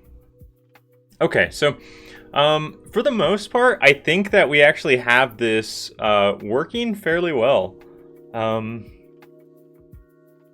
The only thing I can think of, so I did a little bit of refactoring. I mean, you were still here for that, so excuse me. The only thing I can think of that we might still want to do is, well, I'm going to remove some of these comments that aren't necessary anymore. But we might want to add a call. I don't know. I'm trying to figure out what we want to do on a potential error case. I think what I'd like to do on the error is, instead of passing an error in here, actually, let me open up the editor so that way you can look at it more in real time and not have to worry about my stream being behind. Excuse me. But inside markdown editor.view, that's the file I'm going to be in. I think what I would like to do is where we do this load Vim call, which is in our watcher, so that's going to be actually higher up here. Instead of doing an on error here, where there's not really much we can do when there's an error, I think what I would like to do instead is I would like to, well, I have a couple of ideas. One is we could reattempt the load Vim call. The only reason I'm a little hesitant about that is because, as far as I can tell, especially when we're doing a static asset that doesn't really change, it seems like a fairly unlikely scenario to me that it would fail because of something in the script. If it failed, it probably has something to do with like a weird network connection or a weird network status. So in that case, we don't want to keep retrying, because if the network's down, like this app is built to work offline, we don't want it to just be constantly trying to hammer API calls in the background. That doesn't make sense. It is totally a possible scenario that it just can't reach the asset because the user has never had Vim enabled, and therefore it's never been cached. And so, have you implemented anywhere else in the app a debounce or some kind of like back off for other error handling? Nope, have not yet. And so that's like the other part of it, right? Like because we don't have any sort of like there's actually a couple. So as far as like API retries go, there's actually a service worker strategy that can automate the retry of an API call, including headers and all, when your app reconnects, which is pretty cool. And so I'll probably go something in that route. But for now, without increasing the scope too much, what I think we'll do is we're not going to have it retry, because it will retry if you refresh the page or if you leave the editor and come back. Like it's going to retry. I guess I take that back. Really, it's just if you refresh the page or if you change your settings. Excuse me. I don't think that this watcher will get called if the editor just loads up. And so I think that's okay. Worst case scenario, what we have is Vim mode is not working, right? It's not going to use Vim mode. It's just going to stay in the default mode. And I think that's an okay fallback for now. In the production version of Octo, what I'll end up doing is on the on error call, I will have it log the error to Sentry. But there is no Sentry integration in the open source version. So that's why I'm not going to have it do anything, at least not yet. That said, I guess I'll leave this here as a to-do, because eventually it would be nice to do something, and this will just serve as a reminder. So I'll leave this comment. Excuse me. But what I would like to do, though, is instead of on error still marking Vim loaded as true in our memoizer. Hang on, let me make sure. Yeah, in our memoizer here, so inside code mirror helper,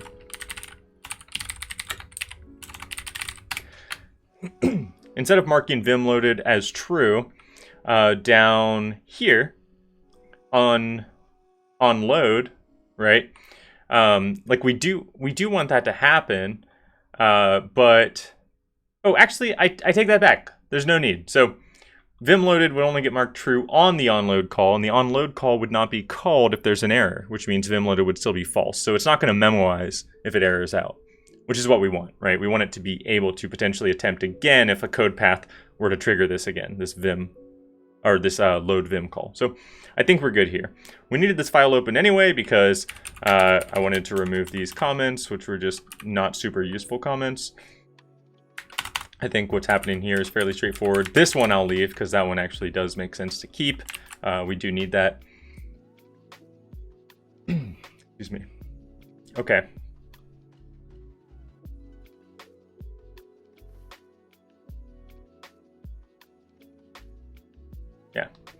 Yeah, okay. Yeah, those are fine because, again, like the onload only calls on success and not on failure, so. Yeah, I honestly had forgotten that we declared it at the top of the onload call. Well, the top of the function. So I was like, is that a global? Oh, yeah, all the way up here. Yeah. So I just had to go like verify for myself. I was like, wait. Oh. I don't know if it's like this truly I started drinking or what, but it is a little bit irritated now.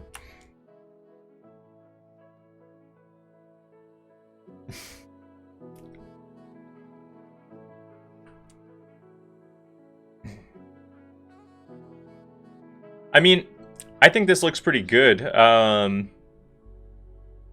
one thing that's right. We made this change to this bind global on escape. And I actually, based on the changes we made afterwards, I don't think this change is necessary.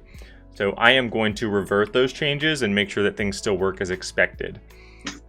Because it was actually a different problem that was causing our escape interference. So I'm going to check out those two files. We've got store modules key bindings. So source store modules key bindings, and then git co. Well, I guess that's not very helpful. I didn't specify a revision here. So git co master store modules key bindings, and then git co master store plugins caching settings. Store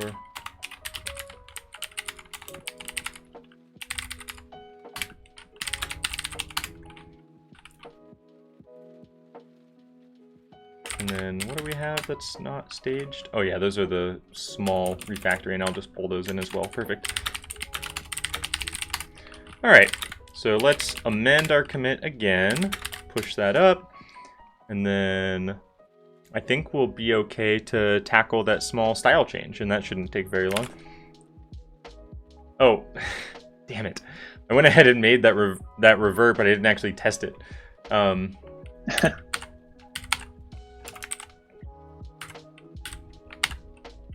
Looks like it's working, as far as I can tell.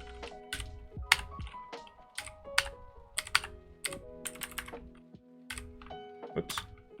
I don't see any issues on my end, so. Yeah, looks like it's fine. Yeah, the highlighter is actually off on the text a little bit too. So it's perfectly left aligned, which is nice. So at least we have that. Excuse me, but the fact that it's not a monospace font means that this this cursor, this fat cursor as it's called in CodeMirror, should resize probably to match the character. And that's obviously a little less Vim-y, because Vim is like typically in a terminal, which is it's usually monospaced, right? And so that's just something that I don't know how simple it's going to be, but something we'll want to keep in mind that we might want to change at some point. The fact that it's left aligned though means that I feel pretty comfortable with it. Like you can tell by looking what character you actually have highlighted because it's left aligned. I'm going to leave it there, but it does look like escape is working, which is what I cared about. So if we go in insert mode, hello, escape, we're back into normal mode here, and we can do things like ink that text, repaste it. Yeah. We're good to go. It looks like that key binding change that we made was unnecessary. So I'm going to leave that reverted. And that means our number of changed files goes down, which is awesome. Cool. Looks pretty good. So I think now we should be safe to go ahead and just do that small style change. Sounds good. So this is, yeah, we are doing quite a bit in the browser. I'm definitely next time, you know, assuming there's a next time, but next time we do some sort of pairing, I am absolutely going to make sure that I have this set up so that I can stream through Discord. Because like all the browser like interaction we've been doing has definitely been, I'm sure, a little more painful for you. Not for me, I'm just obviously. I'm just getting a preview of what's about to happen on the screen, but from the Discord. From what I'm talking about, okay. Yeah. Gotta map everything just a little bit time delayed, so not too bad. Yeah. Well, you know, we'll get that sorted for sure next time. So now I'm in the editor though. So what am I dealing with? I need to open up the settings .view, and so we've got, I don't know if the styles are defined here or, yeah, I think they're defined in app.view, but we already have essentially the style I'm looking for, which is like this label button toggle element. So starting on line 35 in the settings.view, we've got this label element which wraps around a div, an input, and a span. And with some custom CSS, this is what makes up our toggleable button. And we're going to essentially have the same thing for radios, except of course, you know, it's going to be a set of radios which have the same name. And so when you click on one, it won't allow you to select another one. Well, it will. It'll just change the selection based on which one you click on. So just to open the UI again, just to show off where that is, real fast, if we open up editor settings, we've got this simple default Vim radio, so you can have one or the other, but you can't, you know, select both. And what we're going to make it look like is similar to this enable encryption toggle, which is currently disabled, so I actually can't click it. But this enable encryption toggle, this little part on the left, this little box, will show a check mark when it's checked. And similarly to this check mark, there is actually a radio style that Bootstrap has that we'll be using in its place. But it'll look, it will just match the theme a bit, I think. So stepping over my words some, but that's all right. So let's copy this entire form group in the settings. And we're going to look for key maps. Here we go.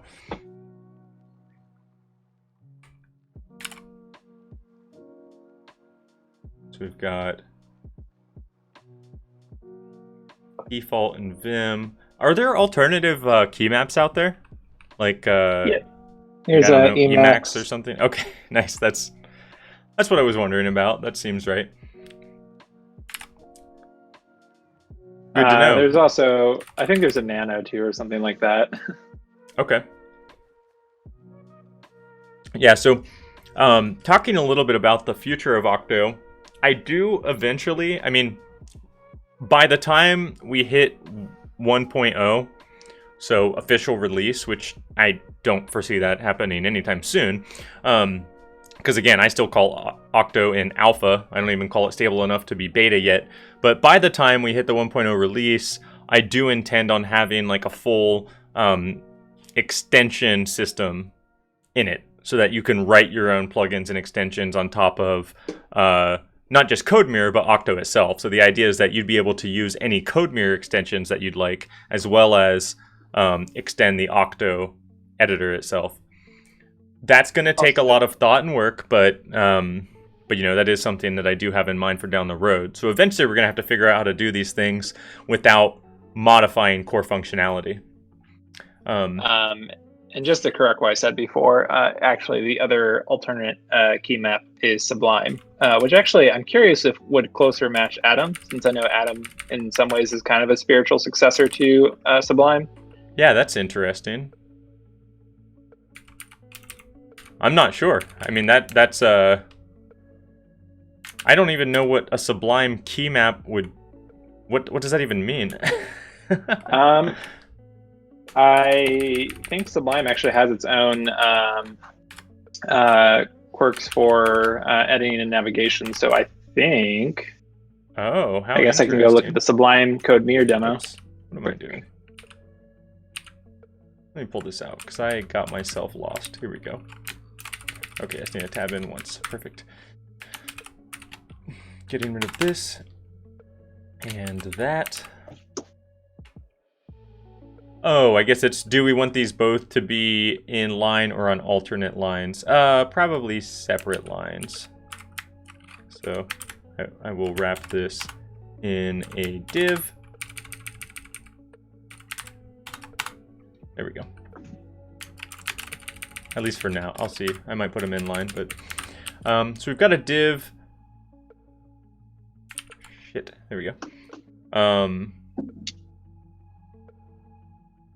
Form check. Oh, this must be okay. That's something that these are the elements that you added. So we've got a form group. In that form group, we've got a top level label which says key maps, which maps to right here.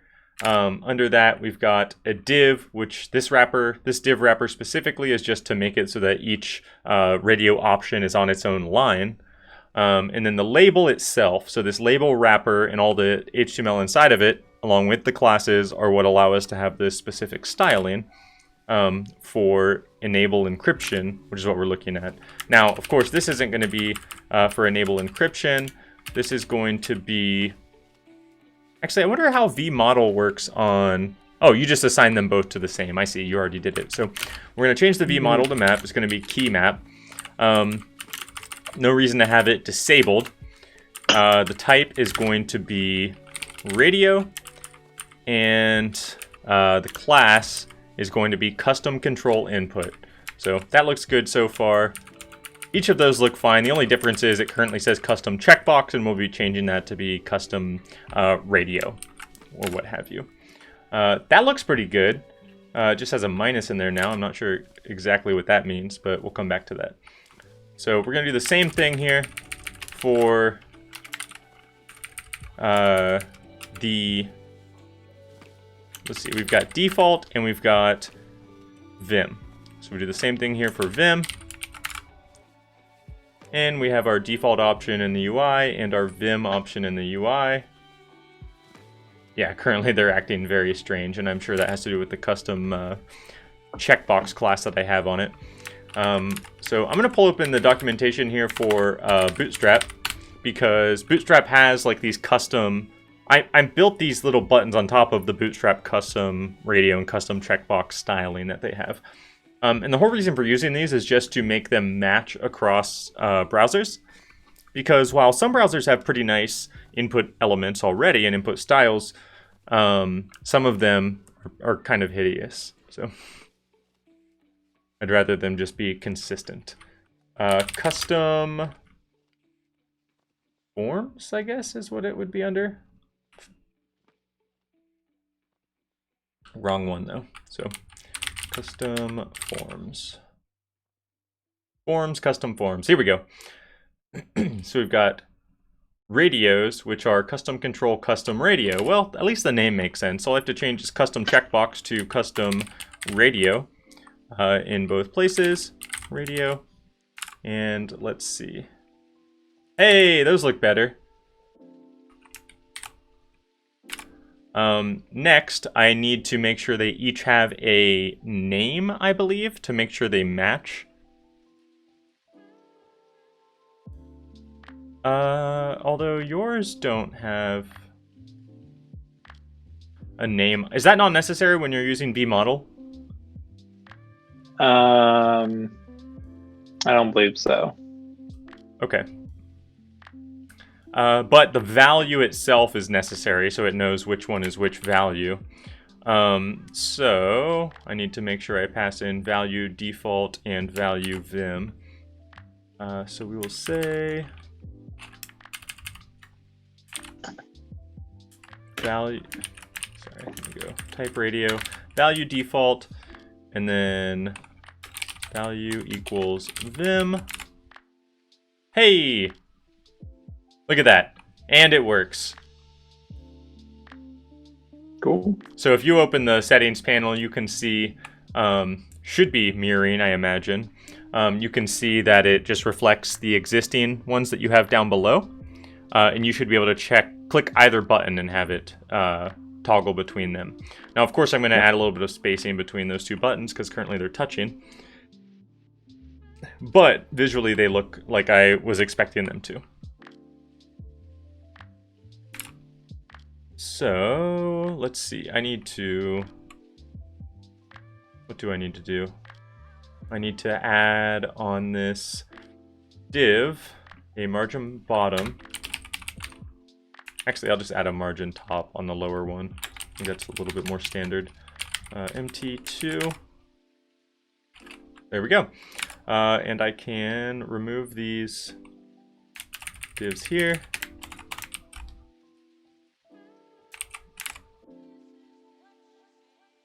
Nice. Yeah, I think that looks good. And now that I have seen them, I am actually going to put these in line rather than have them on two separate lines because they're both pretty short.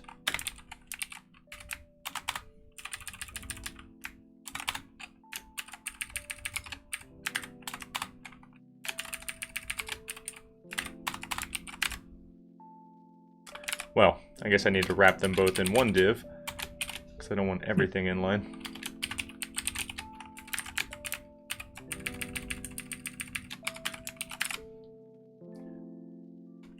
Oh, and that would be an ML now instead of MT. There we go. Yeah, that looks better, I think. So now we have two inline radio buttons, and the default, of course, says default, and the alternative says Vim. There we go. Yeah, I think that looks good. One thing I'm curious about, so I'm going to just open an incognito tab here to test something out real fast with my editor. Because I'm curious about this toggle button. So if I generate keys... Yeah, so one thing I did change is I changed the style. I changed the color of the elements in the actual toggle. So as you noticed, when you click on the default and Vim, they're both like, it has like a blue ring around the dot. And the checkbox was the same way, but I actually changed it so that the checkbox would be gray with a black check mark. I would like to do the same for the radios, but I'm just going to take a quick glance at the CSS because if that's too much work, I'm not going to worry about that right now. And I believe, yeah, that CSS must live under button toggle in app.view. App.view is kind of like where I've thrown all the global styles. Yeah, here we go. So there's a few different things here under button toggle.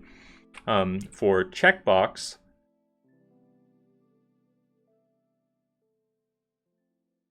and I think we're just going to essentially steal those.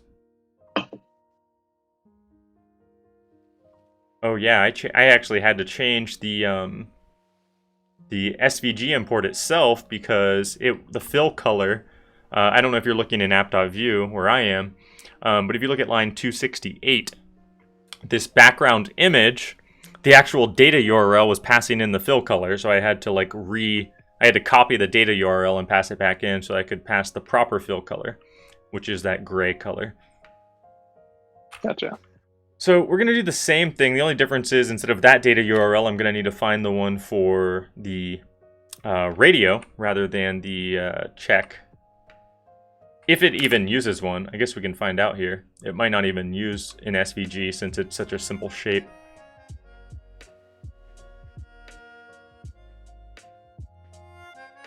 Just have to find the right thing. There you go, it has a before and an after. The before has a color. The after is an SVG element. So it is set up exactly the same way. So that's actually nice because it makes it a little simpler for us to accomplish this. So I'm just going to duplicate. Oh shit. Command Shift D does not do the same thing in VS Code. What was it? I want to say it was like Option, Command Option. No. Man, I do not remember the keyboard shortcuts, so I guess I'm just going to have to copy and paste. I guess this doesn't need copied, because that's going to be the same either way. If you're ever in that situation, David, I just find Command Shift P and like opening the command palette and typing like duplicate, whatever my search term is. Duplicate selection. Nice. It'd be nice if it had the shortcut right here. Or if it had a shortcut like listed right here. But I do like that option, so I appreciate you sharing that, because that's obviously way better than just doing it manually. Custom radio. Custom radio.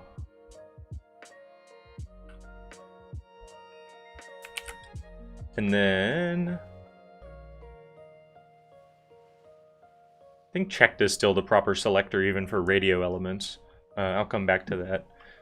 So we just need to copy this again, this URL.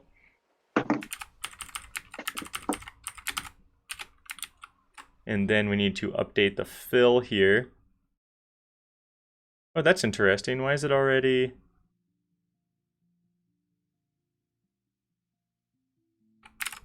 Did I copy the wrong one? No, it's already matching. How odd. That's... Oh, I must have copied the wrong one. That's funny.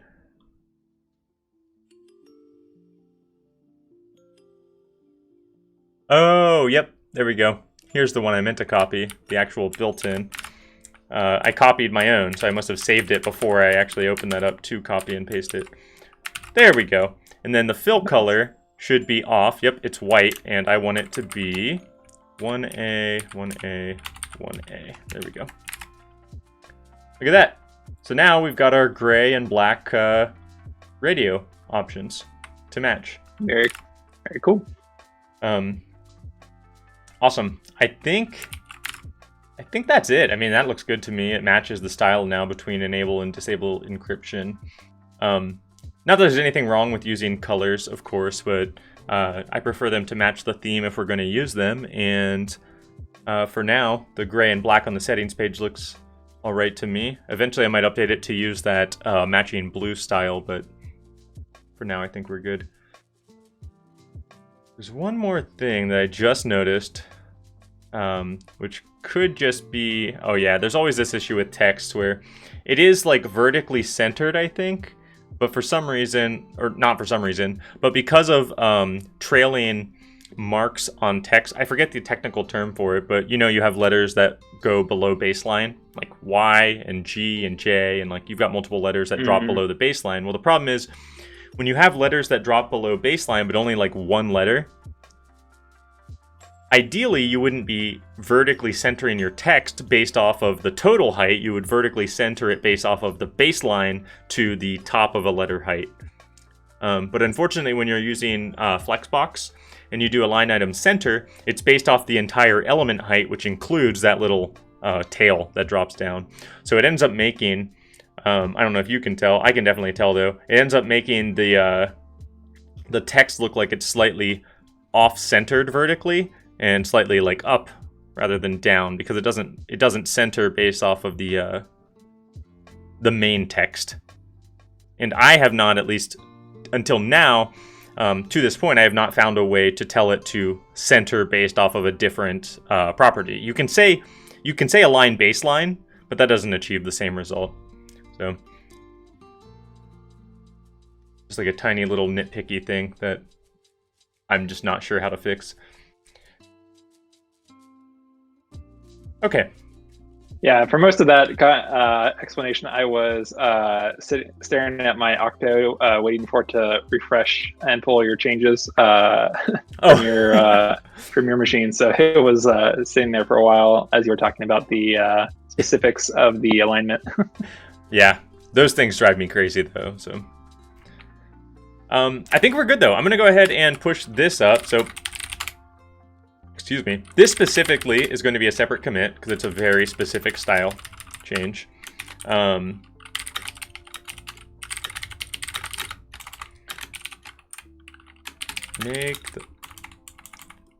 Make the radio elements match checkbox style.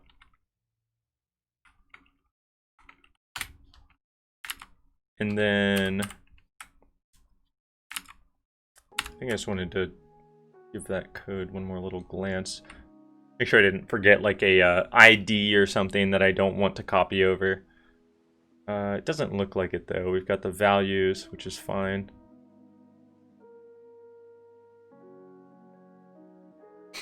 Yeah, that looks good. I think we're good. Oh, what is this? For config key map.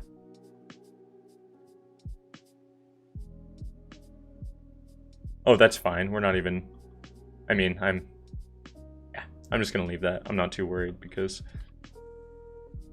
it's explanatory even if it doesn't actually link properly. Alrighty, yeah.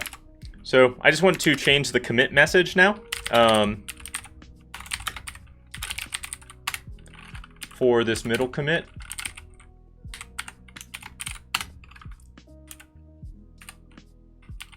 Oops, what am I doing? There we go.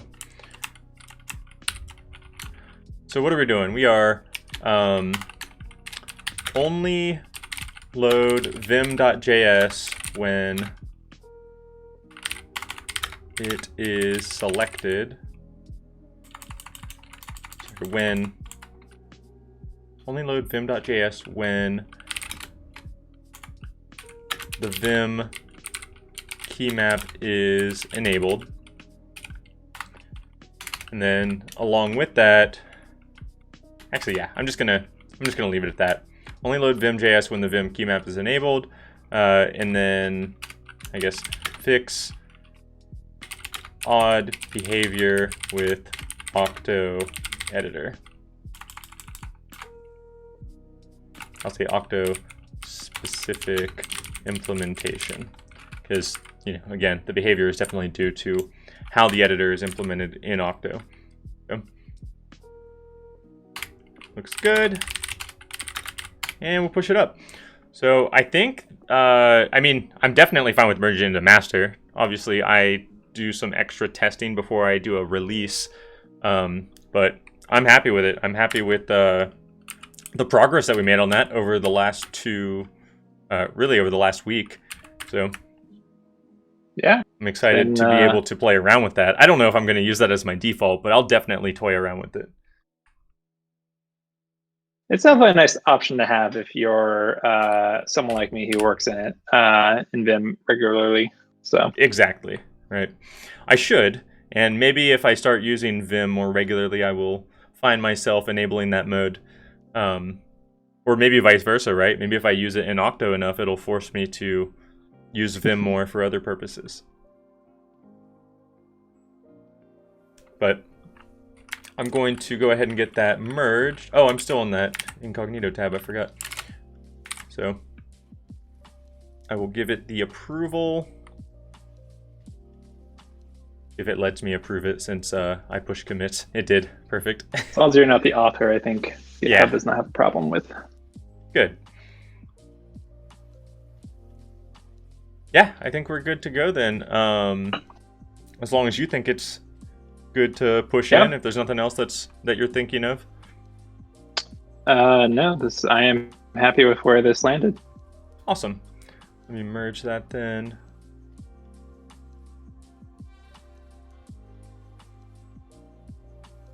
Boom. Oh, whoops. I think I just deleted your branch, so sorry about that. I usually delete the branches in my repo. That's okay. That's so, you know, I eventually clean up mine too, so that totally works. Rusty says, I wrote a bunch of empty specs the other day because my linter gives me so much noise about empty examples.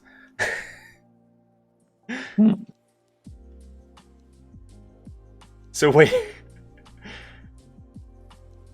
I'm curious what you accomplished there then. If your linter gives you noise about empty examples, then why did you write a bunch of empty ones? Or maybe I'm missing the distinction between spec and example here.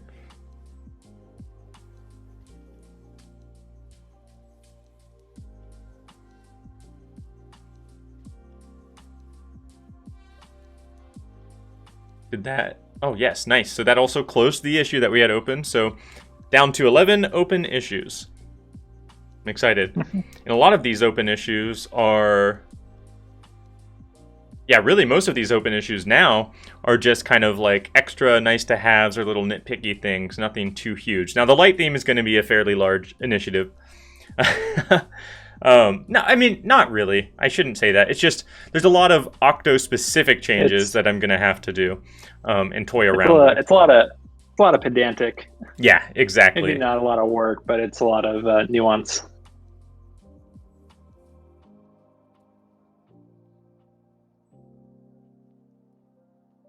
Well, I want to say, David, thanks for having me on again. Appreciate it. Of course. Thanks for coming on again. Yet again, this was a lot of fun. It's really cool being able to pair up on this and actually get something all the way done.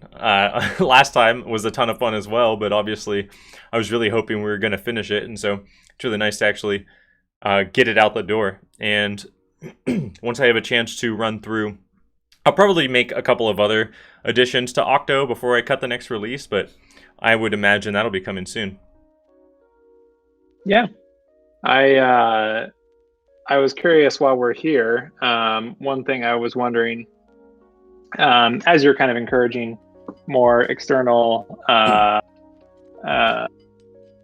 contributors to Octo, getting a linter to run in CI might be an easy thing if you wanted to start trying to create some code base consistency.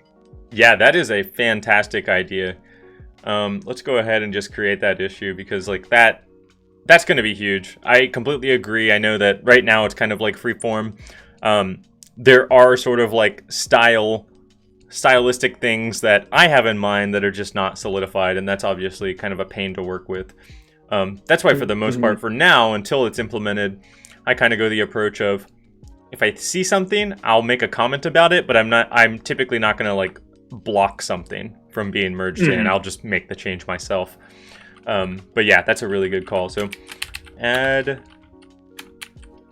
I'll just say add linter for now. I'll keep it separate from adding specs because adding some specs is another thing I would really love to do, but that's also going to be a decent initiative. Also, I see what you mean now, Rusty. You have a bunch of like the it declarations, but those are empty and it doesn't complain about that. That's funny.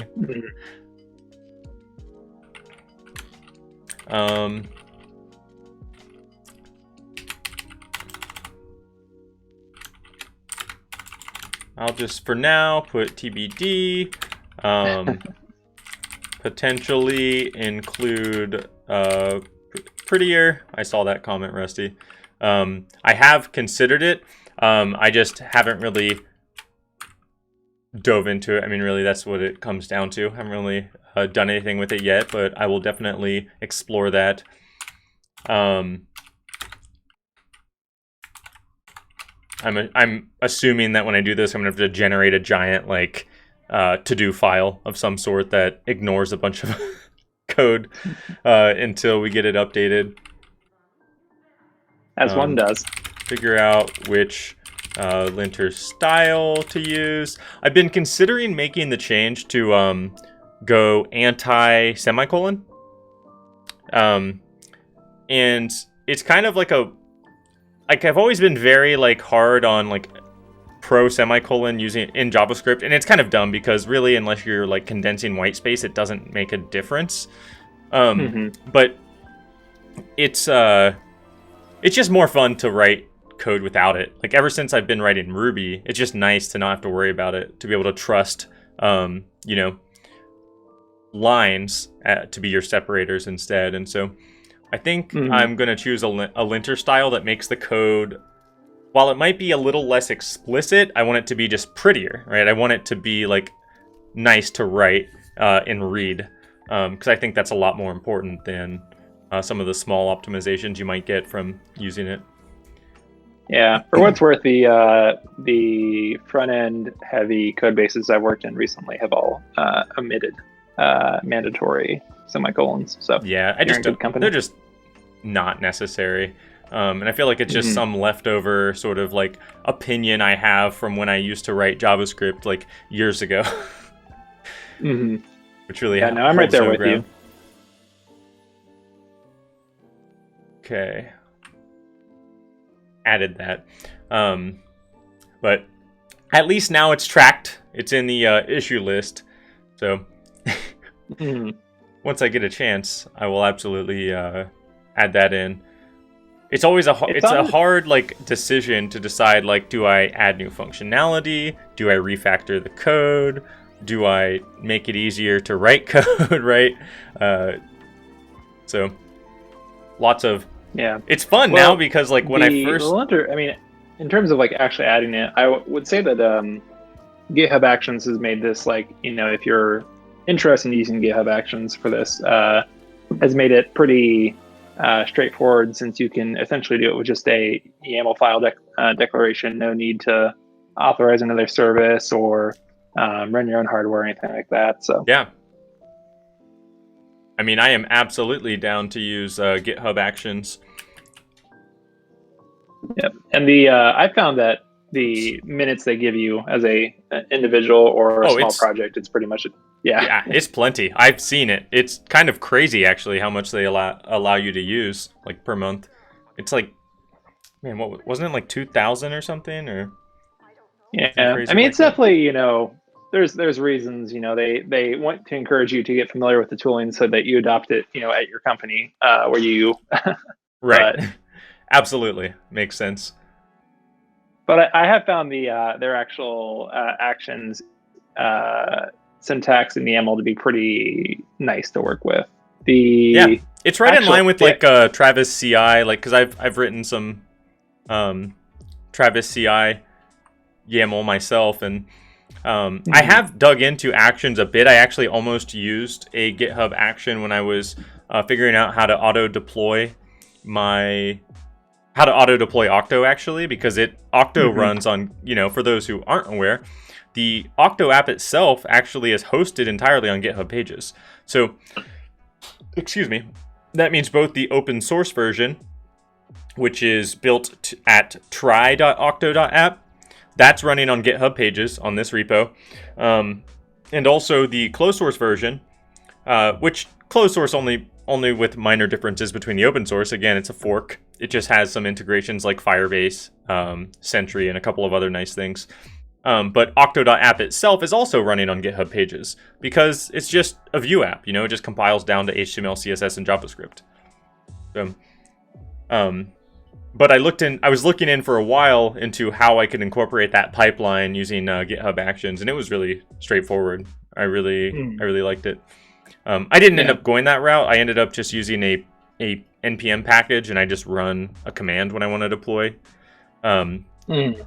For a couple of reasons. One is because I only do a deploy when I do a tag, instead of every time master runs. And I could actually do that with actions too, now that I think about it. But at the time, I wasn't even really paying much attention to tags. I was just constantly pushing to master and occasionally breaking things. And so that's why I wanted a little more control at the time. Now I feel like I have a better flow where I could definitely write some config to handle it. Yeah. Cool. Well, have we completed our goal for the night? Yeah, I think so. I think I'm going to call it. It is a holiday week.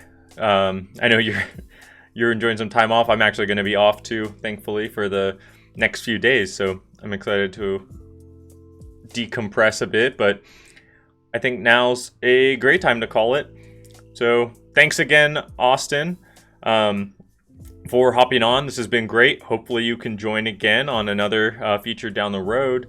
And thank you everyone else for tuning in. Thanks for hanging out. And if you're interested in this, feel free to follow. If you're just interested in Octo and following the code, something new actually. So you can obviously follow me on Twitter. Voracious Dev is my username on multiple things. So I'm on Twitter under Voracious Dev. I'm on GitHub under Voracious Dev. I'm on Twitch under Voracious Dev. I have the same username on everything. Thankfully, it makes it really easy. And then I also have a Discord invite link here. So I'm going to post a couple of links in the chat just real quick. So here's a Discord invite. Highly recommend joining the Discord. I usually post like a link to the VODs and also the YouTube videos in Discord for Octo. I'm going to be posting there a lot more once we start doing the introduction to once we start doing the introduction to web development series, I will be posting a lot of information in there as well. There's a specific channel dedicated towards that. And the idea there is that eventually, by eventually I mean like very soon, in the coming weeks, I'm going to be starting a series from essentially ground zero, learning web development, following an existing open source curriculum, namely the Odin project. And the idea is that, because it's live, anyone will be able to just ask questions as you're going so that you can learn web development and get your questions answered very quickly so that your turnaround time when you're stuck on a problem is much smaller. And a lot of that is going to be taking place in Discord, though. Beyond that, Octo now has its own Twitter account. It is at WriteWithOcto. So twitter.com/WriteWithOcto. I will go ahead and paste that link too. So yeah, I think that's pretty much everything. I think I typed that right, but thanks again, everyone. And I hope you all have a great evening or day or whatever it might be in your time zone. Yeah, happy Thanksgiving, everyone. That's right. See ya.